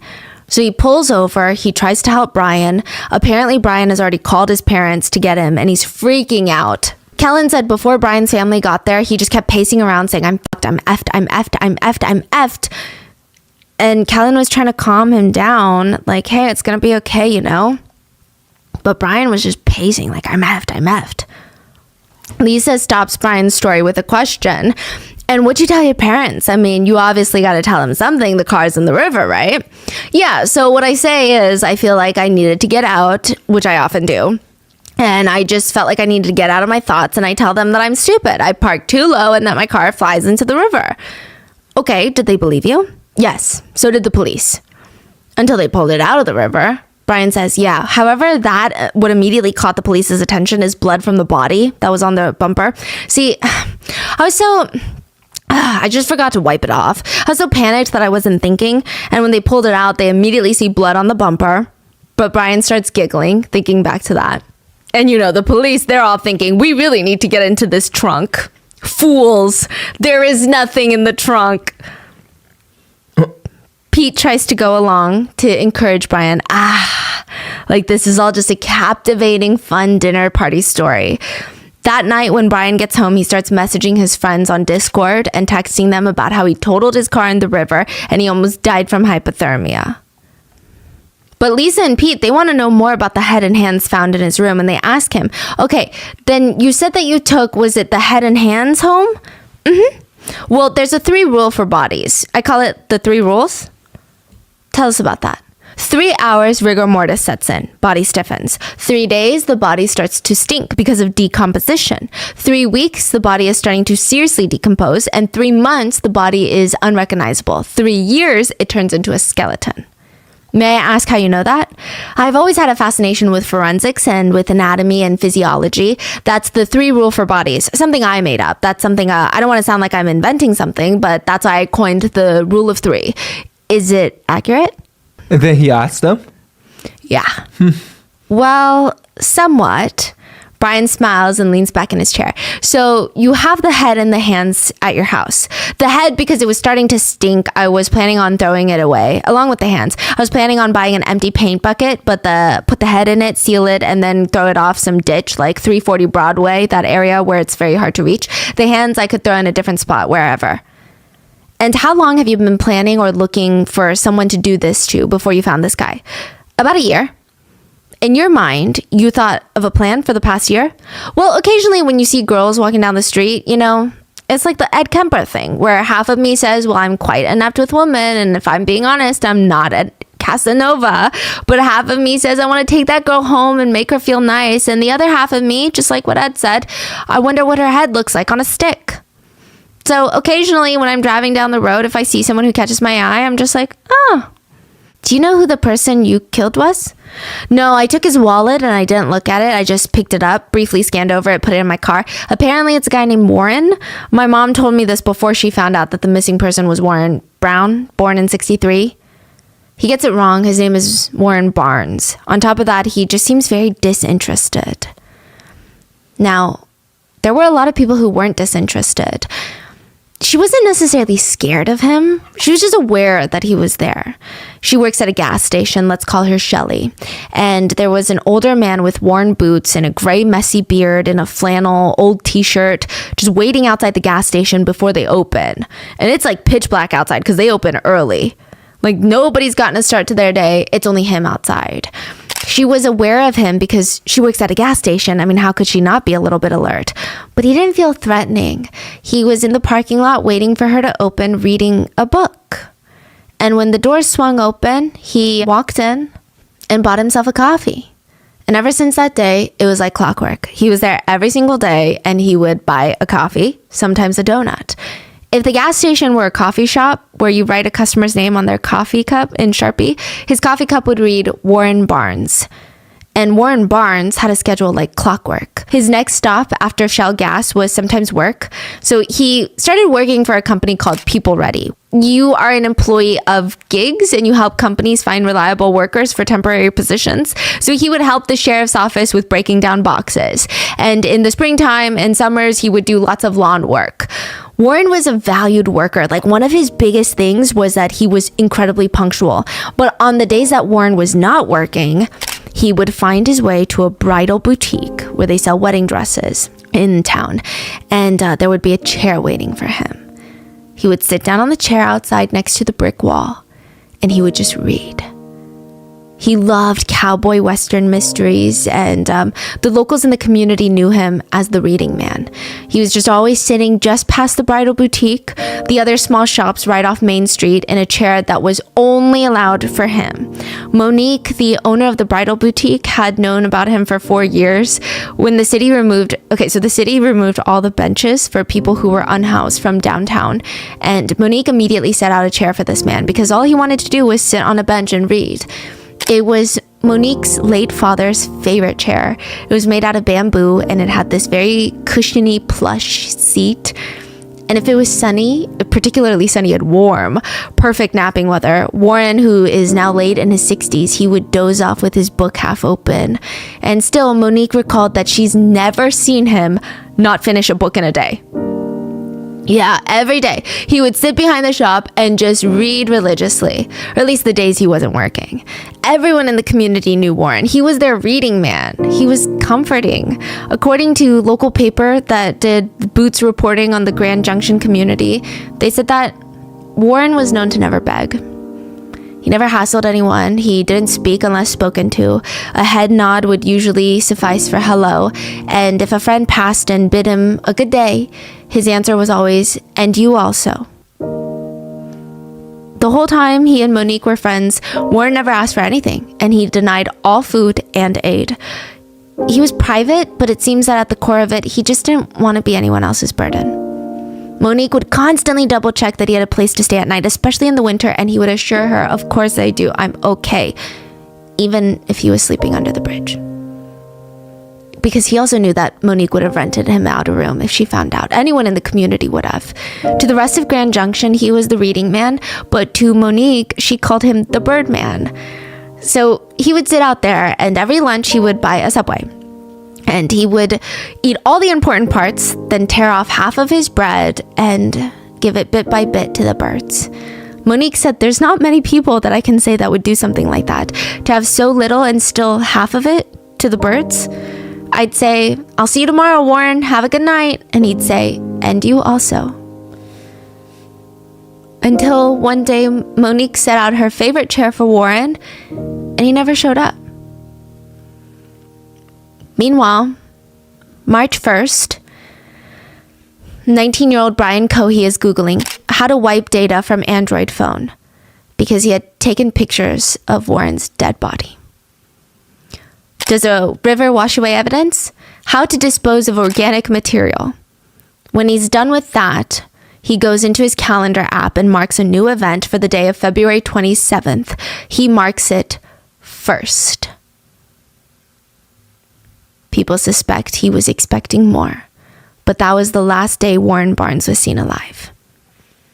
Near the end of the interrogation, the officers asked Brian if he enjoyed killing, and Brian said, did I enjoy it? He leans back in his seat as he whispers to himself, did I enjoy it? It's very clear that he's reliving the murder. There's a long pause as he thinks about it, about 16 seconds. 16 seconds is a very long time. He finally responds, I don't know. Just neutral for the whole thing. I didn't enjoy it, but I didn't hate it. He was also asked if he was inspired by other serial killers like Ted Bundy, Ed Kemper, and the likes, to which he responded, I wasn't necessarily inspired. It was just more so, if these people can do it, so can I. By the way, can I use the restroom? Some netizens note that it is very strange that he has to use the restroom after he basically relived the murder that he was asked if he enjoyed it, leading some netizens to believe that there in fact was a sexual component to the kill. After the interrogation, when Brian was being led to be booked, he smiled at the officer escorting him and said, I feel like Hannibal Lecter right now. Another fictional cannibal. Brian Cohey pled not guilty by reason of insanity. One thing to note that is very important is that someone can have severe mental health issues and still be legally sane. In Colorado, in order to be found not guilty by reason of insanity, you must prove the defendant was incapable of distinguishing between right from wrong at the time that the crime was committed. Now, side note, Brian's attorneys try to do the most bizarre thing ever. So this is going to be tried in the criminal court system. They filed a motion to move it to the juvenile court. He was 19 when he committed the crime. Like, that's not how it works. You don't just get to be like, oh, well, he's a little young. Now, just a few things to note. Brian did mention in the interrogation that a mental health counselor once told him that he had schizo something. That's a quote. He said, they just said that I had schizo something, whether it was schizophrenia, schizoaffective, schizophrenic, or schizoid disorder. They said that I had something that was schizo. They also said something along the lines of like, you have symptoms of a schizo disorder. Whichever one that was, they didn't specify, but I was just like, okay. The police, they had to ask more questions. Do you feel like you have that? I don't know. Impossible to tell. Self-diagnosing is foolish. Yeah, but schizophrenia is pretty clear because people recognize they have a different personality in there. Which is incorrect. I don't know why the police said that. He says, I don't have any hallucinations. I had delusions, I guess. Years ago, I thought I was obsessed with people staring at me. I felt people watching me from every window. The birds were looking at me, watching me, the furniture. That was a delusion, I suppose. But you don't have times where you feel like another personality is in your body? No, that's dissociative identity disorder. Schizophrenia is, well, no, what I'm asking, Brian, is do you have multiple people talking to you at the same time? That type of thing. No one was talking to me. During the interrogation, Brian denies having hallucinations and psychosis. He also admits to taking measures to hide the crime, and he expresses regret, not for taking a life, but he said, if I knew I was going to prison for 15 to 20 years, I would not have killed someone. Yeah, okay, so this is very interesting because he's actually facing a lot longer than that. It's not like he was even a minor when he committed the crime, so I don't know where he got that bold guesstimate of 15 to 20 years. Yeah. Very strange. It's also argued that Brian was on a very low dose of antidepressants, but a few months before the murder took place February 2021, his dosage was upped.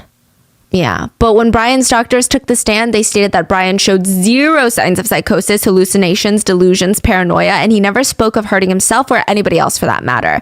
Brian's family doctor even saw Brian 3 days before the murder because he had this boil under his right armpit, like an abscess. And he did not note or pick up on any strange behavior from Brian. The doctor stated definitely not psychotic at the time that he came in for his boil 3 days before the murder. Terry and Brian Sr. genuinely seemed heartbroken that their son had killed someone. When they were first brought into the police station, the day they found the head and hands, Terry, the mom, sits down and she's a wreck. She's a mess. It's clear that she's trying to cope with everything. And it's very heartbreaking when you just look at the footage. Now, Terry tells the investigator about Brian's obsession with crime scenes. And she says a lot of obsession with preservation on crime and crime scenes. And so he was just talking about going into the military in the fall. And when he gets out, having your job. What? I guess he was talking about becoming an investigator. That's what she said? Yeah, and she like is very enthusiastic. She's like very depressed and is like, he was talking about going to the military, and then now I guess the plan was having your job. The investigators also asked her about potential animal abuse. Brian himself admitted to killing a cat for fun, but it seems like that they really had no clue. She said, oh, no, like he loves our dogs, you know, I mean, he's very affectionate with our animals, you know, and he would watch, you know, just last week he watched Silence of the Lambs, but I was like, well, he's 19. And, you know, they probably all watched it. I mean, I've watched it. It doesn't make me a serial killer, you know, and he watched The Zodiac Killer over the summer a couple times. Brian's dad said, we had him go to counseling, you know, we were just kind of concerned about that. He made jokes about making nooses and doing this and that. And I don't know, we just played it off as normal talk. But I'm like, you know, Brian, we wouldn't, you know, but I didn't know the depth of the water. I don't understand. He's obviously very sick because you would notice weird things about him. Just some days he'd get cold. Just, he looks at me and he's got this cold look on his face. Brian's dad does seem to be going through it. He's kind of curled himself into a ball in the interview room, and he says, so I don't know what's going to happen now. I don't know how. We got to get some type of advice or find out what to do because, you know, my wife, she's got her own business here and I have my own business and I carry the same name as my son, and now as soon as it's going to be all over the papers, Brian Coey killed someone right now, and we can't do anything. We can't go anywhere. I'm not working anymore. She can't have any more kids anymore for the daycare. Everything's over. I mean, it's all done now. It's done. Our lives are totally over. During the trial, they came to support their son. They still testified technically against him, I guess, but Brian even scowled at his dad when he was on the stand. But Brian's mom begged the court to show Brian mercy and asked for better mental care and said that the odds were stacked against Brian from the get-go. She said Brian is not the sum of his mental defects and his actions, and he can one day have a positive impact on society. She said he was a child who had the odds stacked against him from the beginning, a child who was loved, a child who was prayed for, a child who struggled for his entire life with emotions. Brian does not think and feel like the rest of us. There are arguments on whether or not the parents could have foreseen something happening with Brian. I mean, I don't think anyone expects them to know what day he's going to do something or that he's going to murder and decapitate a man, but it's very clear that his behavior was only escalating. Brian's history teacher, Jeremy, said, we weren't obviously the only class that was having issues with him. And again, the mom just kind of brushed it off. A friend of Brian's mom said, it seems like Terry, the mom, chalked it up to the school unfairly targeting her son. She said Terry had this binder of all the conflicts that she had with the school district. So apparently she said that, you know, when Brian was younger, he was bullied a lot and the school district did nothing about it. But later, Brian is now having behavior issues from his probably bullying trauma and he gets singled out as the bad guy. Yeah, I don't know. Maybe Terry felt like for some reason that the schools just never liked Brian to begin with. I have no idea. But while Brian's parents seem surprised to a degree, the school teachers do not. All of them said, I was not surprised at all. His journalism teacher said, I mean, I've been doing this for 23 years, and I know you can't get a gut feeling, okay? But it's just, I just always felt uneasy around him. Like there was, you know, and he just needed a lot more help than we could offer him in a public school setting. And so when I saw that on the news, I hated to see it. I wasn't necessarily surprised, but yeah. Wow. Another teacher stated, no, I wasn't surprised. I was just more let down by the system because we had called it out that he needed help and he had all these kinds of red flags that were going off, and it still happened. One coworker from Safeway, where Brian worked part-time as a bagger, stated that Brian became more talkative in the months leading up to the murder. He also talked about how he didn't have any friends. So she was trying to cheer him up and she told him, well, we're your friends. Me and all the other coworkers were your friends. And he responded, yeah, out of pity.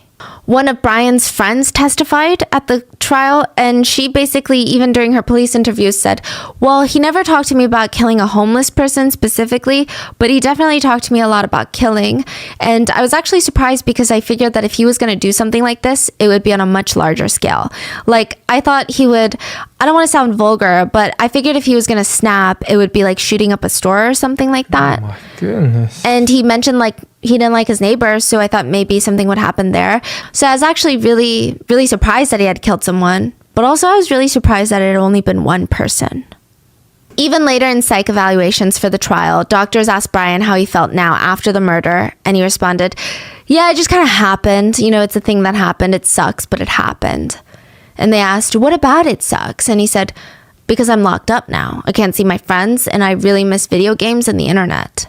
February 3rd, 2023, Brian Cohey Jr. was found guilty of first-degree murder and sentenced to life in prison. Brian's mom shouted at Brian, "I'll visit you as soon as I can, baby," when he was sentenced, and it's alleged that he did not even look at her. Terry, the mom, seems to be coping in her own way. She's got her emotional support animal to keep her company, and it's believed, I don't know how true this is, that she has started a YouTube channel. The YouTube channel is called, quote, The Brian Cohey Story. I don't know if it's her, but the bio reads, the heartbreaking story of Terry Cohey, the mother of Brian Cohey, who murdered at the age of 19 and would have likely gone on to become a notorious serial killer. These are Terry's words, Terry's story told in installments. It currently has 0 videos up as of right now. Now, interesting thing to note, Brian made multiple comments that he targeted vulnerable people he thought that would not be missed and would be easily forgotten. But Warren now has a permanent memorial, a metal life-size recreation of Warren's favorite chair in front of the bridal shop. And it was important for the community that only Warren sits there. So they all put a stack of books on the seat. And their pages blow in the wind, and the book at the top on the stack has on its spine, they wrote, "And you also." Warren will never be forgotten, but Brian will be. As of right now, Brian has been in a close security level prison for about 3-ish years, and he will stay there until he dies. May he live a very, very long life. And that is the story of Brian Cohey Jr. and Warren Barnes. What are your thoughts? The interrogation video went viral, and it just, I don't even know what to say. What are your thoughts? Leave it in the comments, and please stay safe. And I will see you guys on Sunday for the next one. Bye. They say that eerie feeling never really goes away. It doesn't matter how many times they're called to these places. One person writes, every single time we're called out. We expect every single human we come across in life and every single human that we meet to be alive. And then you see someone and you are told that they're dead. All your brain does is process, oh, this person is no longer moving. And it's weird because logically you know they're dead because why else would you be here? But you also expect them to pop up or start moving after a while or start talking to you, but they don't because they're dead. One person gives some advice on how to deal with it. My first death scene, I went to sleep and I could still see their eyes. I had to take pictures of their eyes. I just had to remind myself, it's a job, it needs to be done. You just have to make sure you leave all of the emotions at work. Do not bring it home with you. That is the job of a crime scene investigator. They have to be there to meticulously log every single detail and evidence, just taking pictures from every single angle, every feasible possible direction. Sometimes, even though the purpose is taking pictures of the evidence, there is so much thought that goes behind every single picture entered. In really gruesome cases, taking pictures of the extent of the gruesomeness, of the brutality is very important. You need a ton of pictures though, without all the quote-unquote gore. Because they say if it's too gory, the defense attorney may successfully object to admitting a good chunk of the evidence pictures for the jury. So you need some that are probably going to make it to the jury, and then you need some that show the brutality, and then you need some that do a little bit of both. How does that even work? I guess if it's just too graphic, they could try to not show the jury. One person writes, it's a very tough job. Everyone that I know that's done the job ends up pensioned off with PTSD. I mean, constantly documenting the tragedy and the worst of humanity eventually takes its toll. Just seeing the images is quite different from actually being at the crime scene where the trauma and the grief and the violence is not quite so abstract anymore. With one confirming, since I've been in this field, we've lost on average 1% every 18 months due to mental health. And what I mean by lost is not just a regular job turnover. Like they went and got a new job somewhere else that pays better. I mean, these people are totally unable to work at all in any field. They're gone and they're medicated. The photos typically come in at least 3 sets. Wide-angle shots to show the jury typically the whole crime scene. Then mid-range shots to show a few pieces of evidence and in relation to each other and the whole scene. So if there's a knife next to a chair, you gotta figure out how to show the exact distance in a photo without letting the angle get distorted.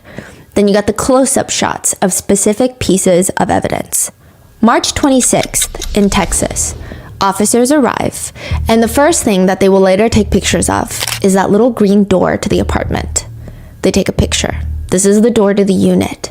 Unit 1707 swings open, and the 2 officers are standing at the little threshold. The maintenance worker that just handed them the key to this person's unit is standing behind them.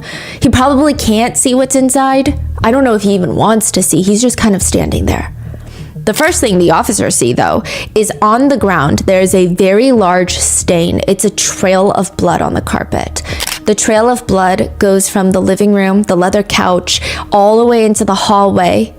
Police!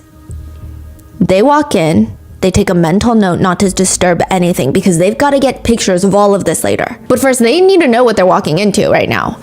They follow the blood, and it leads them all the way from the living room down the hallway to the right, and there's family photos throughout the entire apartment. They follow this literal blood trail down the hallway into the bedroom on the right.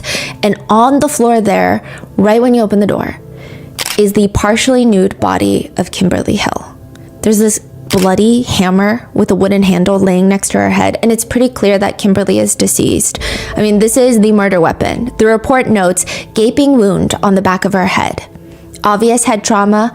The officer writes, I noticed blood and tissue on the floor. Brain matter was also on the floor next to the female, along with the hammer used. The rest of the 2-bedroom apartment is quote-unquote cleared, meaning there's no suspect. Whoever did this to Kimberly Hill is gone. CSI comes in to take photos.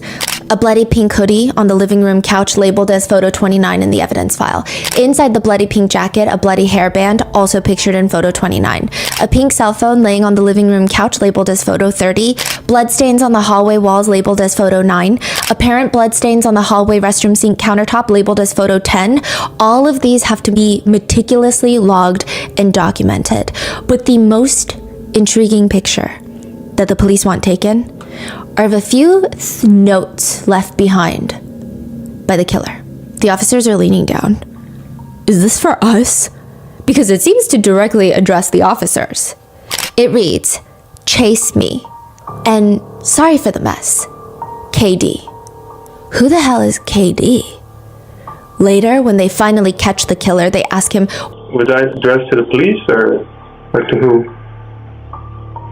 I was in a very playful mood at the time. But that's not the main note. The main note that the police are really alarmed by is left right at the entrance of the apartment. It's actually the first thing that you see when you walk in. The killer left it on top of the blood trail. So whoever comes in is going to read this note immediately, and it reads, don't lose your head.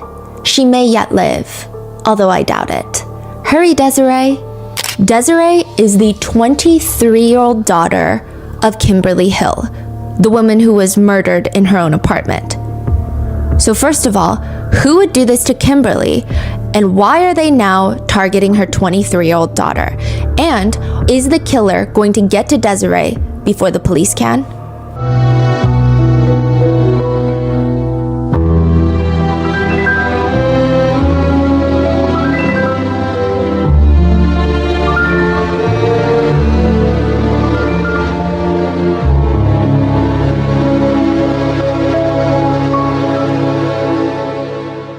We would like to thank today's sponsors who have made it possible for Rotten Mango to support the Joyful Heart Foundation. They are working to transform society's response to SADV, CA, and support survivors' healing with resources like education, advocacy, and policy change. This episode's partnerships have also made it possible to support Rotten Mango's growing team, and we'd also like to thank you guys for your continued support.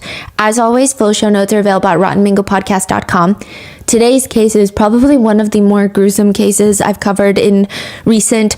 There's mentions of SA, necrophilia, animal abuse.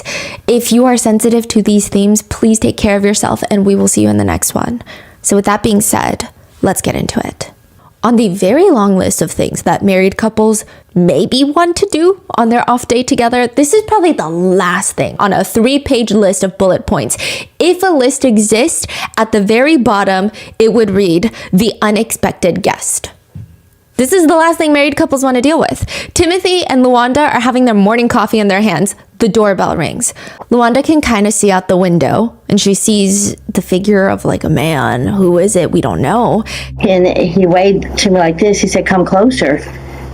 And I said, "Yes." And then that's when my husband came around the corner. Timothy rests his little hot mug down, and he walks up to the small front door, swings it open. It's 10 a.m. on a Thursday. Like, you better not be soliciting for some insurance right now. How can we help you? Timothy is scanning the stranger up and down. He's quite short. He's scrawny. He looks very slender. He's got peach fuzz mustache, thin wireframe glasses sitting on top of his nose. I know it's not good to stereotype people, but he looks like a coder. He looks like he codes at night and is an engineer that works for Meta. He looks mostly harmless, if not cautiously friendly. But that's what you say about off days. You can't really plan for these surprises, because 5 minutes after that knock on that door, the three of them are now awkwardly standing there. Luanda, Timothy, and this stranger at their door. Their backs are tense. They're just kind of standing awkwardly. If a drone were to pass over this tiny single-family home in Texas, you might think these people are aliens trying to blend in as humans. The three of them standing in front of the front door, not really talking, not really doing anything, just kind of staring.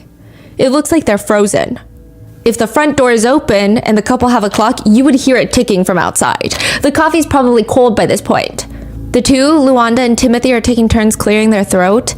The husband, Timothy, does try to take some initiative in this situation. He asks a few questions to the stranger, but all the answers are coming back very vague.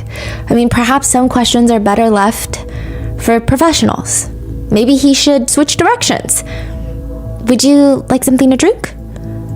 The stranger looks him in the eye, contemplates for a moment, and states, "I'm scared of you. You're being too nice to me. I've never had anyone be nice to me like that." And then he just stares at them. Well, okay. I mean, there's not really many articulate things you can say back to that. Wait, they're standing and that's all is being said? Yeah. Okay. I mean, it's very strange. They just watch the stranger then stare off onto the quiet residential road, just waiting to get picked up. He kept turning his head looking toward the road, not actually eye contact with us. Luanda steps aside to call the stranger's ride once more, because what on earth is taking them so long? The tension, the awkwardness, she can't even take it anymore. And then finally she sees the very first car pull up, then the second, and at 10 a.m. on a Thursday morning, the cars pull up to pick up this stranger, thank God. And even the stranger looks excited to be leaving. He's got both of his arms in the air, and people start running out of the cars, tackling him to the ground.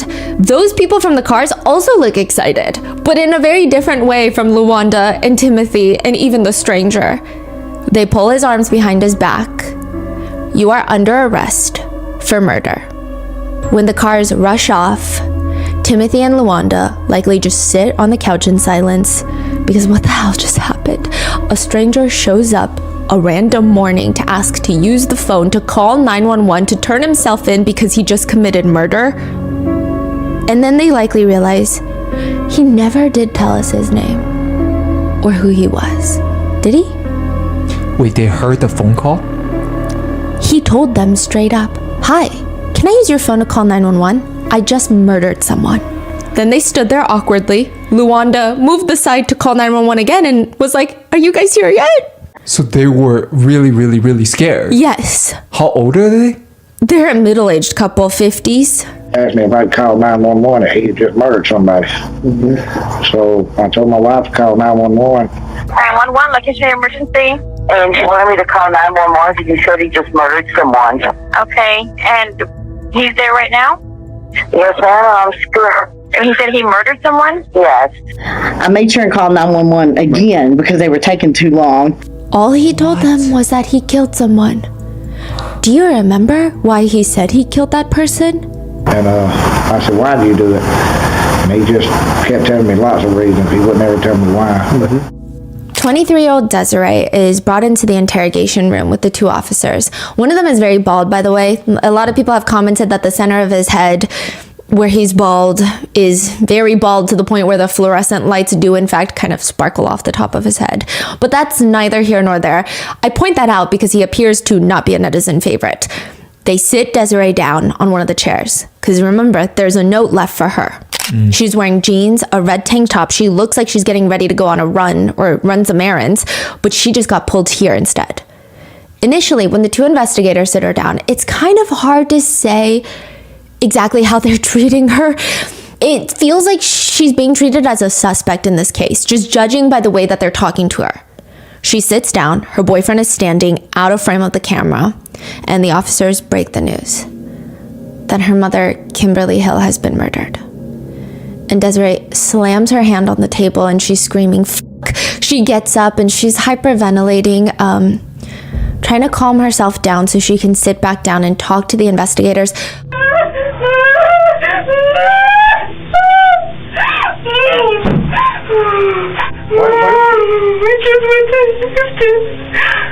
You went to Houston? Do you like someone? I will say, it's interesting because you read a lot about people's responses to shock and grief. And a lot of the times you can feel the shock and grief in their responses, but it still feels a little bit further away. Her reaction feels incredibly relatable for some reason. I don't know if it's her age, I don't know what it is, but it's the way that she's kind of trying to pace and hold it together, and then she's sitting down and then she's standing up. She slams her fist on the table. She's clearly very distraught, but oddly, the investigators seem to have very little sympathy. Desiree's gasping nonstop. It's like her body can't decide if she wants to collapse or keep sobbing. It doesn't make sense. In between breaths that she sounds like she's choking on, she's apologizing to the officers. I'm sorry. It's okay. It's all right. You're not doing nothing. She's sitting back down. She's screaming, "No, no, no!" And then it's all over the place. Her boyfriend is in the room trying to comfort her, but she's inconsolable. It takes a few good minutes for Desiree to be able to sit down, and clearly she's doing everything in her power to respond to these questions because every answer could be very helpful right now. The officers wait for her to be semi-calm, and then they break the news to her. We're gonna tell you this. We haven't told anybody else, but he he wrote some notes before he did what he did. We're worried about you because you were on the list. He was planning on killing your mom and killing you, and then leaving town. Desiree takes a second to absorb what she's just been told. She was on the killer's hit list. She rests her head in her hands and she just says, but again, if that note was left for Desiree, if the plan was to kill Desiree next, why didn't the killer come for her? Why is she still alive? There's a lot of things hospice workers say that send a chill down your spine as you're working with these patients, and some of it isn't even the normal day-to-day working conditions. And of course, some of the older patients seeing things, people suffering from dementia, and they're talking to people that don't exist in the corner. Yeah, that's creepy sometimes, right? But other times, there are things that hospice workers just feel in their gut. Something doesn't make sense. Something isn't right. One person writes online, one time an elderly woman died, so they did the usual procedure. You know, they have the doctor declare it, notify the family, start to prepare the body for the night since the morgue couldn't get her straight away. We put a cotton ball in her nose and her mouth to stop any leakage. And just before her family comes, one of the staff members walks into her room, and the woman is sitting up and moving, very much alive. The staff member freaks out, obviously. We help this woman and then passes the news on to the family, and a few hours later, she died again, for real this time. But we refused to start the process again for a while, just in case. I don't know. It was just weird. Certain things just make you feel like something's not right here. You just have a bad feeling about it. Celeste and Kathleen, they got a bad feeling about this. They show up to the apartment complex. It feels like they got a giant 10-pound watermelon in their stomach. Celeste runs a hospice center in Texas, and Kathleen is an employee, but they're not even here for a patient. They're here for the coworker, Kimberly Hill. She's supposed to show up for a meeting to discuss a few of the patients. She's a no-show, which doesn't make any sense. If anybody is on time, it's Kimberly Hill. She served in the Marines for a decade. Like, this woman shows up on time. She does not miss a beat. If she's going to, she's going to let you know. Celeste and Kathleen decide, why sit at work all day stressing out when we just drive over, maybe for the one time in her lifetime she slept in. They drive closer into the apartment building, closer into the parking lot, and they see a swarm of cop cars just parked out front with the lights on, which is alarming, but who's to say that every flashing light on a cop car is even meant for them? Like, what if this has nothing to do with them and they're just thinking too deep? They drive closer and closer in silence into the lot, and by the time that they park the car, they know, because they can visually see all the officers going up and down, in and out of one unit, Unit 1707. Celeste and Kathleen are trying to talk to the police, but they're all, ma'am, back up. You cannot go into the unit right now. Can you just tell us what's happening? When is the last time you spoke with Kimberly Hill? Yesterday. We talked to her yesterday. She was happy. She was having a good day. What is happening? The autopsy for Kimberly Hill is multiple pages long, mainly focusing on the extensive blunt force trauma to the head. The external examination report reads, the scalp is covered by abundant brown hair. The eyes are gray. The nose and lips are unremarkable aside from changes described below. The oral cavity has native teeth in fair state. Upper back has a tattoo of a pair of eyes. She died 2 days before her 51st birthday. In addition, the brain has multiple lacerations, predominantly at the right side. The brain has scattered hemorrhaging. The anterior base of the skull at the left and right sides have fractures. The left subdural area has a 1/4 inch to a 4-inch moist subdural hematoma. In addition, identified within the hair of the scalp are bone fragments and approximately 100 grams of pulpified brain matter. To break that down, the injuries to the brain are so severe that there are actual tears in the brain tissue. So there's physical tearing of the brain matter. You know how skin can be torn? The inside of the brain is torn, which you're only going to get that from severe blunt force trauma to the head. Penetrating injuries where objects will break through the skull and tear the brain, or when the skull bone fragments pierce into the brain tissue. There's breaking of the bones at the bottom part of the skull. There's a brain bleed with pooling of blood. But one of the most alarming details in the entire autopsy is obviously the pulpified brain tissue. Brain tissue, in that sense, has become blended, and brain tissue is now being expelled from the skull. The brain tissue is outside the skull. It is in the person's hair. About 100 grams has left the skull. That's a deck of playing cards. That's a chocolate bar. That's a Dove soap.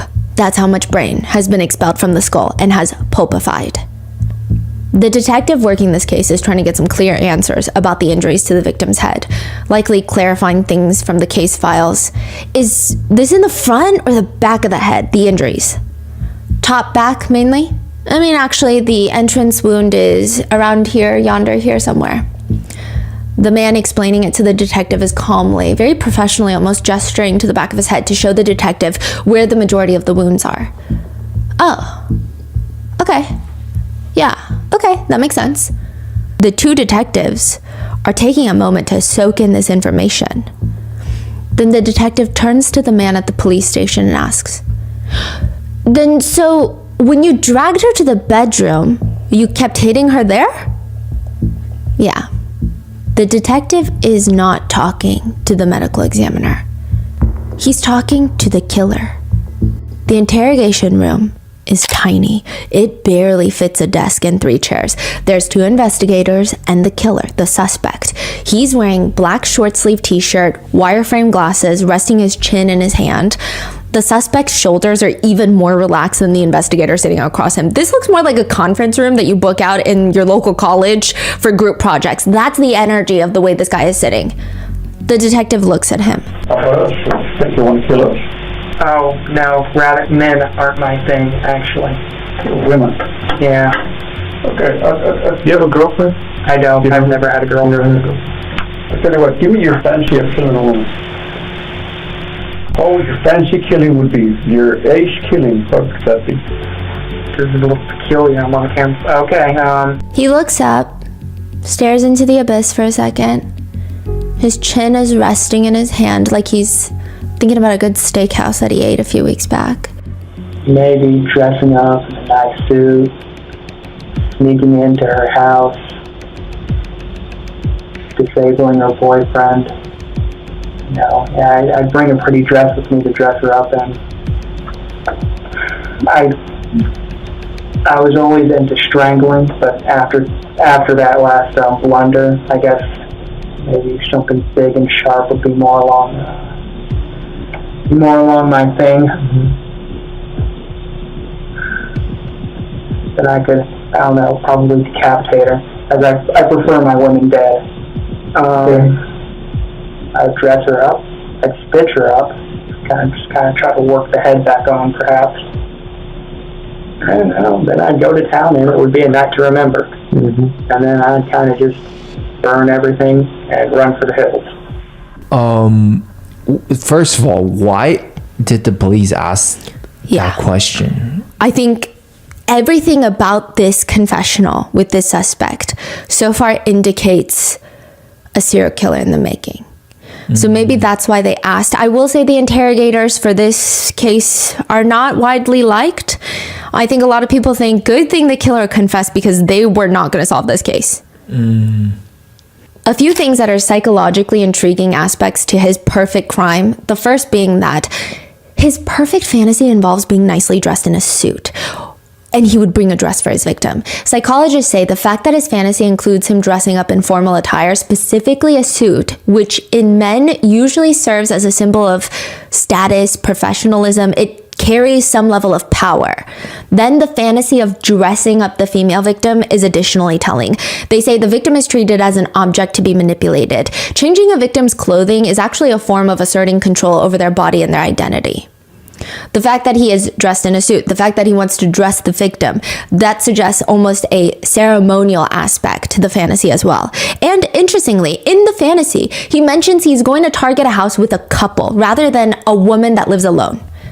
And the first thing he's going to do is disable the boyfriend, which means the offender may desire to demonstrate dominance over other men, potentially enhancing feelings of power. So he's not talking about Desiree. No, he's not talking about Kimberly. He's not talking about Desiree. This is his perfect murder. The perfect, like he would get the most satisfaction out of. The ultimate fantasy for him. There's actually quite a bit the investigators have to go off of on this case. The killer even left a few notes for them. The two from the beginning of this case, one taunting the police, the other taunting Desiree. But a third is about the killer himself. He writes at the very top, "Life resignation notice," underlined. "I had a change of heart. I said I was going to do it, and so now I'm going to stick by my word. I am a man after all, albeit a hilarious one. Too much damn work, so many obligations. Seriously, f*** people. But most of all, f*** me. By the way, I've always fantasized about murdering and R-wording you two. It's kind of funny how you never really know someone, not even your own son or brother. Sorry for the bathroom mess, Mother. Good luck recovering from the shock, you two. Sincerely, or not, Kevin Jazriel Davis." Kevin Jazriel Davis is Kimberly Hill's biological son and Desiree's half-brother. And who is this letter addressed to? He's talking to the mom and the sister, right? Yes. But he just killed the mom. Yes. Or was this like meant for her to see before her? Yes. He thought about self-exiting. He wrote this letter, and then he changed his mind and killed his mom instead. The bottom of the letter, there's a little notation. "P.S. I killed that stupid gray cat because I was bored one day. Sorry." Now, 10th grader, 18-year-old Kevin Davis is sitting in that interrogation room. Less than 10 minutes after reading Kevin his rights, Kevin is calm. One hand is resting on the armrest, the other is casually placed under his chin. Sometimes he itches his chin, sometimes he gestures to talk. It doesn't appear like he's nervous. He's just chatting, answering all the questions. "Is she your natural biological mother?" "Yeah, actually, she is my natural mother, but I take after my father." He later goes on to explain, but he's not really in the picture. He's an idiot. He's an idiot. He looks at both the interrogators. I'd always loved my mother, I guess in the wrong sort of way, but a kind of love, I guess. Maybe some rage. Maybe just a little. He mentions to the two detectives in the room very casually. Oh yeah, I lost my virginity to a corpse. What did he just say? He says the whole night starts because he asked his mom for permission. Permission for what? To die. Well, very beginning, I asked my mother for permission to die, or rather kind of commit the sort of beating around the bush sort of thing. Because, well, that doesn't really matter why I wanted to kill myself. Sure. I'm bored with life. I don't like life. I don't like people. I don't like living it, basically. There's really anything depressing about it. It just is what it is. And so, she said, basically, I'm a grown man, and what I do, she can't really stop me. She was distraught over it, of course. I mean, of course. Yeah, she said she'd cope with it. I mean, if you kill him, that's kind of why she wanted me to go away, why she called my sister to come pick me up, and that's kind of why I just left. Not necessarily, I just knew it was time to act now or never. I mulled it over, and then on a whim, actually, I turned it over, wrote a plan to kill both my mother and my sister, quite frankly, because that's always been a thing of mine. I'm a bit of a pervert. Is it like a fantasy thing? It is, actually. So, that didn't happen. The best laid plans never work out, apparently, or at least the ones scribbled on a piece of paper. So how did he do it? Kevin starts calmly telling his version of events. Kimberly Hill, his mom, is sitting on the couch watching TV. Kevin approaches her from behind. He says, I tried to strangle her with a cord ripped from my video game console controller. That didn't work out too well. She started screaming, and so I went to her room, opened a drawer at the very bottom to the right. I pulled out a hammer. I went back in the living room, and well, you kind of get the gist from there. And she was out pretty quickly. Kind of tried to play dead at first, but then I finished it. How many times did you hit her with the hammer in the living room? At least 20, but then she was still alive. I dragged her into the room, as you probably clearly saw. He uses his hands to narrate. He sounds like an older Southern lady that's a little bit disgruntled at an establishment because they forgot to give her ice water. A little bit of disdain, but it's not vicious, just very casual. This is probably the second least entertaining part of his day. And then what did you do after that? Then I had sex with her corpse. You did? Did you cut her? I did, actually. Have you ever done that before, like that? No, I haven't, actually. This was just the first time? Oh yeah, I lost my virginity to a corpse. Okay. He continues to tell investigators that after killing and committing acts of necrophilia against his mom, he took a bath. I took a bath before then. That's a little personal, but yeah, I needed to clean it off, and so, and then I changed, yeah. Okay. How did you come up with the idea of killing her and assaulting her corpse? How did I come up with it? Yeah, it's been a developing idea. He just shrugs and looks off to the side like, what kind of question is that? Like, how did you come up with the idea of breathing? I don't know how to answer that. That's the attitude. Kevin says he's always been fascinated by death. Despite how I ended her life, I'm kind of more fascinated by the more artistic ways of murder, the meticulous manner, the way they cut them open, just slice them to pieces with, such care, such love. If you ever see a cow standing off to the side of the road, staring intensely at you for prolonged periods of time, just not moving, frozen, it feels like they're trying to remember you from a past life, the cow is staring into the depths of your soul, it's not a weird cow.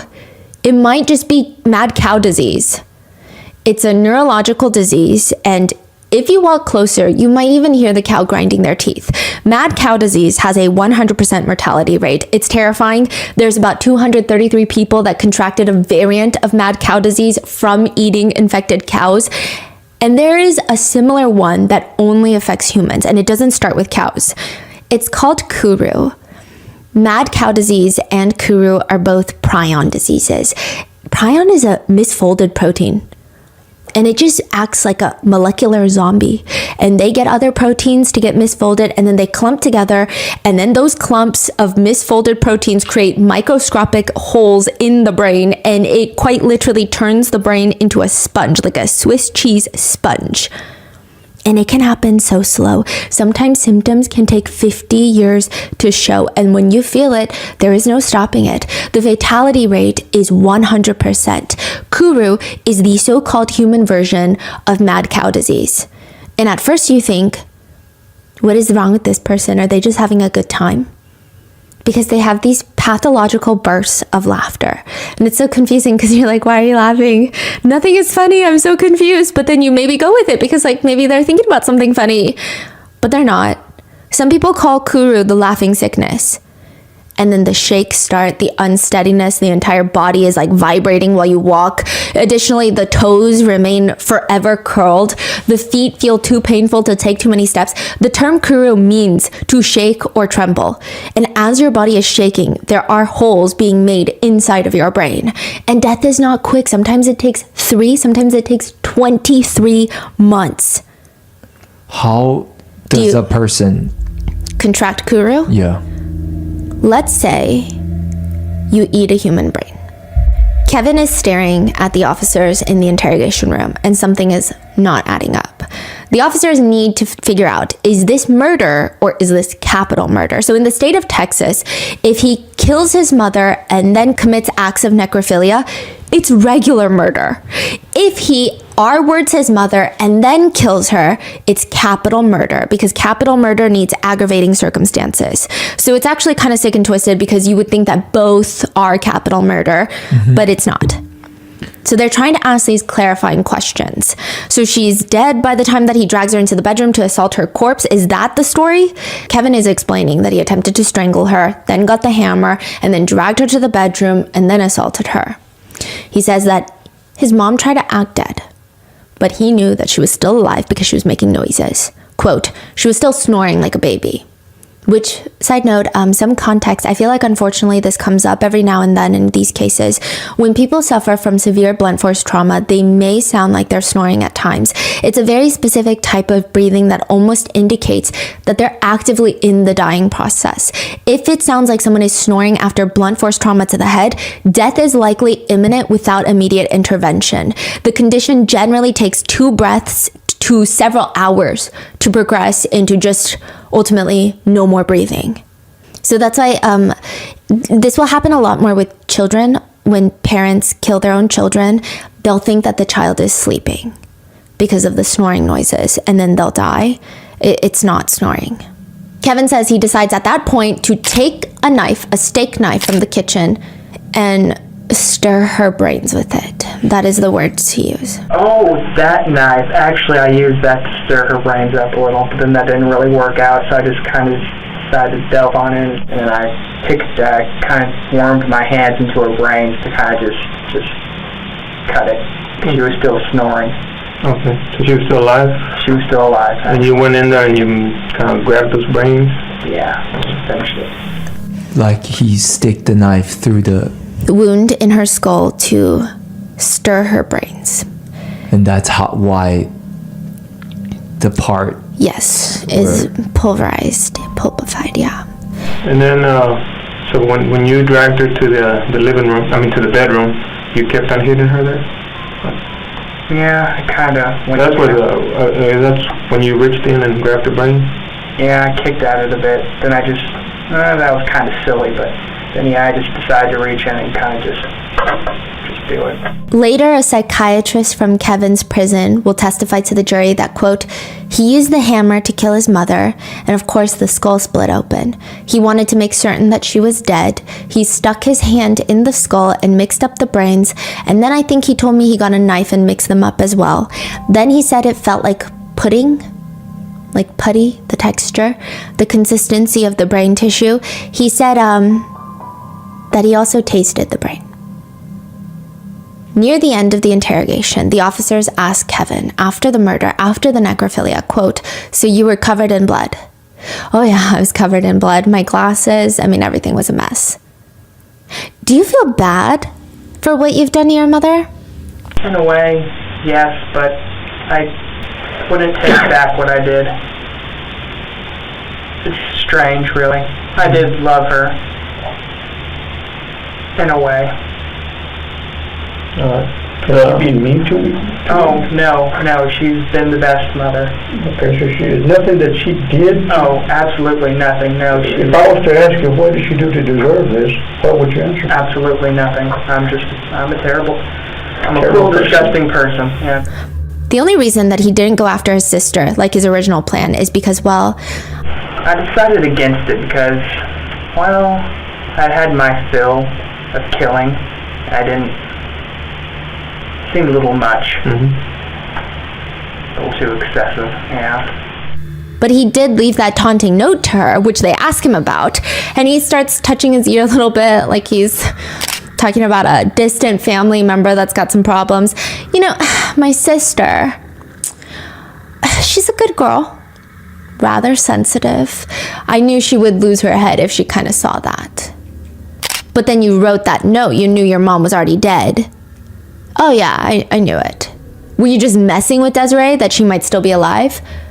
And my sick sense of humor, I was pretty well off my rocker by then.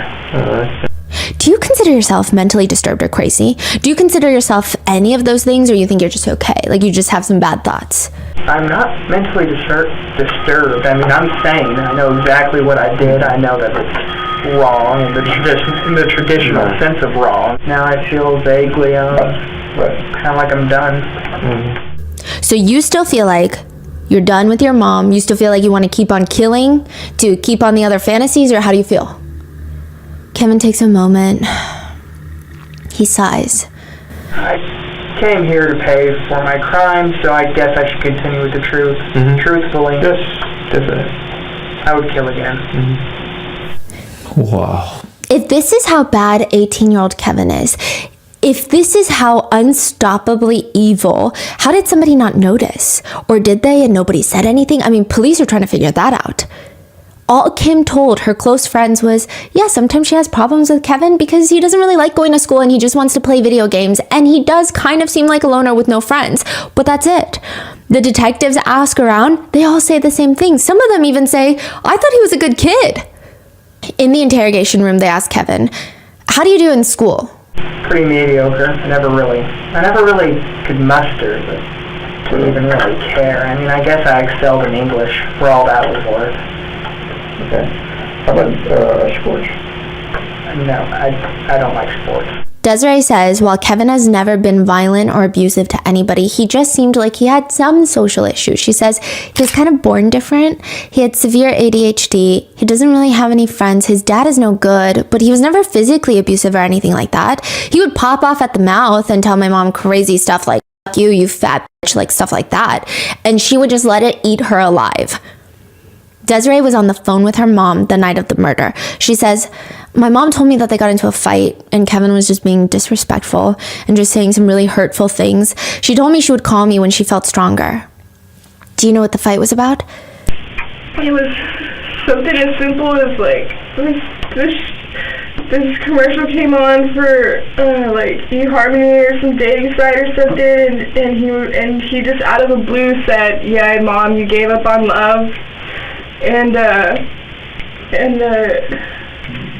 she said, "No, Kevin, I didn't give up on love, but even if I wanted to find love and I couldn't and have anybody over because you're here." And I mean, that's my mom. Really, she loves this kid. You know, she was just. It's not like they had a horrible like relationship. He really. I can't think right now. She just bought him a $100 jacket and she knew he would just throw it on the floor just because she thought he liked it. She cares about him. My mom told me last night that he screamed. I wanted to say this for such a long time, but I don't give a fuck about you or my sister if you guys died. It's crazy. You know, this kid is spoiled to death in there. She was just really upset and I was trying to calm her down. So the cop did tell her that it was the brother. Yeah. And what was her reaction or? That was the reaction from earlier in the episode. Oh, she's like Yeah. up and down and Hysterical, she screaming found no. it. Yeah. Okay. Has he always had a few issues? Desiree says, when he was little, out of nowhere, he would just draw shit that was bad. People getting shot, stuff like that for no reason. Oh, wait, how is my brother doing in all of this? Was he just straight-faced? Yeah, he's here in the other room. He's confessed to doing it, so he admits doing it. He's got no bones about it. Your brother's a little strange.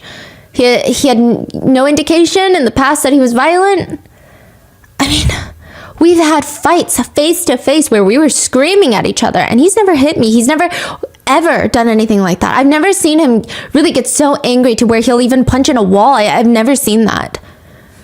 The detectives oddly laugh. You're the one that punches a wall, right? Yeah, I mean, there are issues. He would talk about if they had a fight, like, I'm gonna self-exit, blah, blah, blah. And one time my mom did call the police and they did take him to the hospital. They confirmed that Kevin has no girlfriend, no friends in general, and he spends most of his day on the computer. Now, side note, experts do not believe that Kevin would have ever self-exited. Even his life resignation notice, which is supposed to be the last letter he leaves his family, he writes, "Good luck recovering from the shock, you two." His self-exit, had he ever done it, would have just been to hurt others. But he decided, I'm just gonna hurt them directly instead. The detectives asked Kevin, did you ever tell anybody else what your plans were, what you wanted to do to your mom and your sister? No, but over the years, there were hints. As a younger boy, I was a lot dumber, a lot more angsty, you know. I said things, but I guess they basically brushed it off. I guess the hints were everywhere, but they're my family. Family looks past that kind of stuff, or they try to not look at it. Mm-hmm. Later, Kevin is asked about committing necrophilia and if that's the first time that he's done any sort of, they use the word sex. They ask, you've never done that before? Kevin has his chin resting in between his thumb and index finger and he looks down. Then he taps his index finger on his face, his chin 3 times, and says, Well, I guess since I'm being quiet about it, I might as well tell you now. And it's on the note too, the PS part. We used to have a gray cat named Claire. Oh yeah, bestiality is a thing of mine too. Now you know. And so I strangled it, I drowned it, and then I cut it open, and you know the rest. You kind of get the rest. You attacked the cat, the dead cat. Yeah, ripped it open, just stuck it in there. Yeah. To the cat? To the cat. Corpse? Yeah. Have you ever done anything with a live person? No. So that's your thing. Having intimate relations with live people don't turn you on. It's the dead part. Dead person, dead animal. That's what turns you on? I don't necessarily mind. I don't have standards or morals. Body's a body, and in the end, it's a piece of meat. I guess it's harsh to say, but... Near the end of the interrogation, Kevin is asked, Anything else you want to add about what happened that's important that we should know? Not really, unless you're interested in other colorful details. What? Like, yeah. What? So a lot of people are confused why Kevin turned himself in. The plan was to kill his mom and then go kill his sister. He decides not to kill his sister. He said he thought it was a little much, a little excessive. However, a lot of people think it's because she probably was living with her boyfriend and he decided it wouldn't end up happening. Like he would be overpowered by the boyfriend. And that seems to be a part of his fantasy, is to disable the boyfriend. And if that doesn't work, it would be the opposite of his fantasy. So then he says he got on his bike. He rode all night long. So he's biking. The murder takes place at 8 p.m. and then all night he's biking. 10 in the morning on Thursday, he shows up to a random person's house and he decides, I'm not going to do it anymore. Like, I'm not going to go on the run. There's no point. I think that he genuinely knew that his odds on the run, because he didn't have a plan, were not good. So after the murder, he wrote those multiple notes. Yes. One is for the cops. Yes. One is for the Desiree, sister. yeah. And he left it at the front door. Yes, because he thought the sister was going to come over. I don't think that he thought that the people at work would call in a wellness check. Oh, so that's how the police came before the work people came. Yes. It was a wellness check. Yes. Turns into a... Yes, and then simultaneously, he's at a random person's house in the town over asking to call 911 because he killed someone, and that triggers more police to show up to check on Kimberly. Okay. He's very calm throughout the entire part where he shows up to Timothy's house and his wife's house. He even says about that night bike riding. You know, I kind of zigzagged around like an idiot. I had no idea where I was going to go. I mean, it was a little leisurely because, I mean, after you murder someone, after you cross that kind of line, you don't really think about what you're going to do next. And then they call 911. Timothy and Luanda, and they're remarkably calm. 911, location emergency. Oh, yes, ma'am. Someone just knocked on my door. He's here at my door right now. And he wanted me to call 911 because he said he just murdered someone. Okay. And he's there right now? Yes, ma'am. I'm scared. And he said he murdered someone? Yes. Okay. Is there any way that maybe I can speak to him? Would you like to talk to 911 on the phone? Sure. Hello? So what's going on, sir? So, as I said, I've murdered someone, actually. You said that you killed her? What happened? Well, I killed her. I guess it'll come out in court. What I'm saying is, did you shoot her? Did you stab her? Or I bludgeoned her with a hammer? Okay, sir, we're gonna get somebody over there. Okay? Okay. Bye. He tells Timothy and Luanda that he's been walking the train tracks all night crying before he decided to turn himself in. Luanda said she was very scared, don't get her wrong, but she was also kind of confused on whether she believed it or not. She says, In a way I did, but in a way I didn't. I thought maybe he might have been on medication or something, you know, because he was just too calm and just, you know, nonchalant about everything. It's like she thought maybe he's on drugs and thought he did that, but not really. Yeah. As to why Kevin answered Luanda and Timothy's questions, like, why'd you kill someone? He says lots of reasons. He explains, I was using their phone, so I thought I might as well tell them when they asked me questions. I mean, they had questions, and I'm using their phone. Timothy was supposed to be at work that day, but called off, which a lot of people think if Timothy had not been at that house, he might have committed murder again. It seems like he is scared of physical confrontation of other men. He's a bit scrawnier. He likes to, I guess, take advantage of people that might be vulnerable to him, whether that be his mom because his mom loves him, or whether that be a woman that is smaller in stature. But people suspect without Timothy, he might have tried to kill Luanda, but didn't have the courage to overpower him. When investigators asked Kevin how long he's felt like this, he said, It's around my preteens, actually. Yeah. You ever seek any kind of medical attention, psychological? You feel like you can cope with that? Nope, I never really seeked help, actually. I just accepted it as a part of me. I wasn't really ashamed of it. It just was what it was. According to forensic analysis of his computer, there are computer files, image, video files, web searches for R-wording, torture, and corpse-related sexual fantasies. And as for Kim, a lot of netizens are distraught knowing that everyone, Kevin, Desiree, both say that she was a good mom. She did nothing wrong. She did not deserve this. But he still killed her in a way that, because I think, not saying that any parent who is killed by their child deserves it in any sense of the word, but I think a lot of people are comparing this to serial killer cases. Jeffrey Dahmer, Ed Kemper, a lot of people that might have complicated, well, Jeffrey Dahmer not as much, but Ed Kemper had a seriously complicated relationship with his mom. And a lot of people thought he's headed in that direction to become a serial killer, except his mom was not overtly disciplinarian with him. His mom was not overpowering or doing anything that typically triggers these serial killers. Again, if she was, it's still not her fault. It's just, it doesn't make sense to a lot of netizens. Yeah. So exactly like what is going on with him, right? And unfortunately, there's not a lot of information on Kimberly. We just know that she served in the Marines for 10 years and she was working in hospice, and a lot of her patients' family members adore her. She also clearly cares a lot for her kids. In the bookshelf in her room, she had a note displayed inside of a glass picture frame. It's a handwritten note. Left early to make your day easier. Love you. See you after school. Kevin. The fact that she framed that's probably the most loving note she ever got from Kevin. In the interrogation room, Kevin is asked, tell me, what do you think should happen to you? What do you think your punishment should be?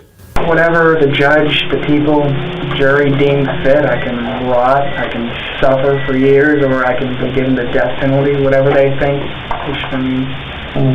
What do you think you deserve? Killing your mom. Having sex with your mom.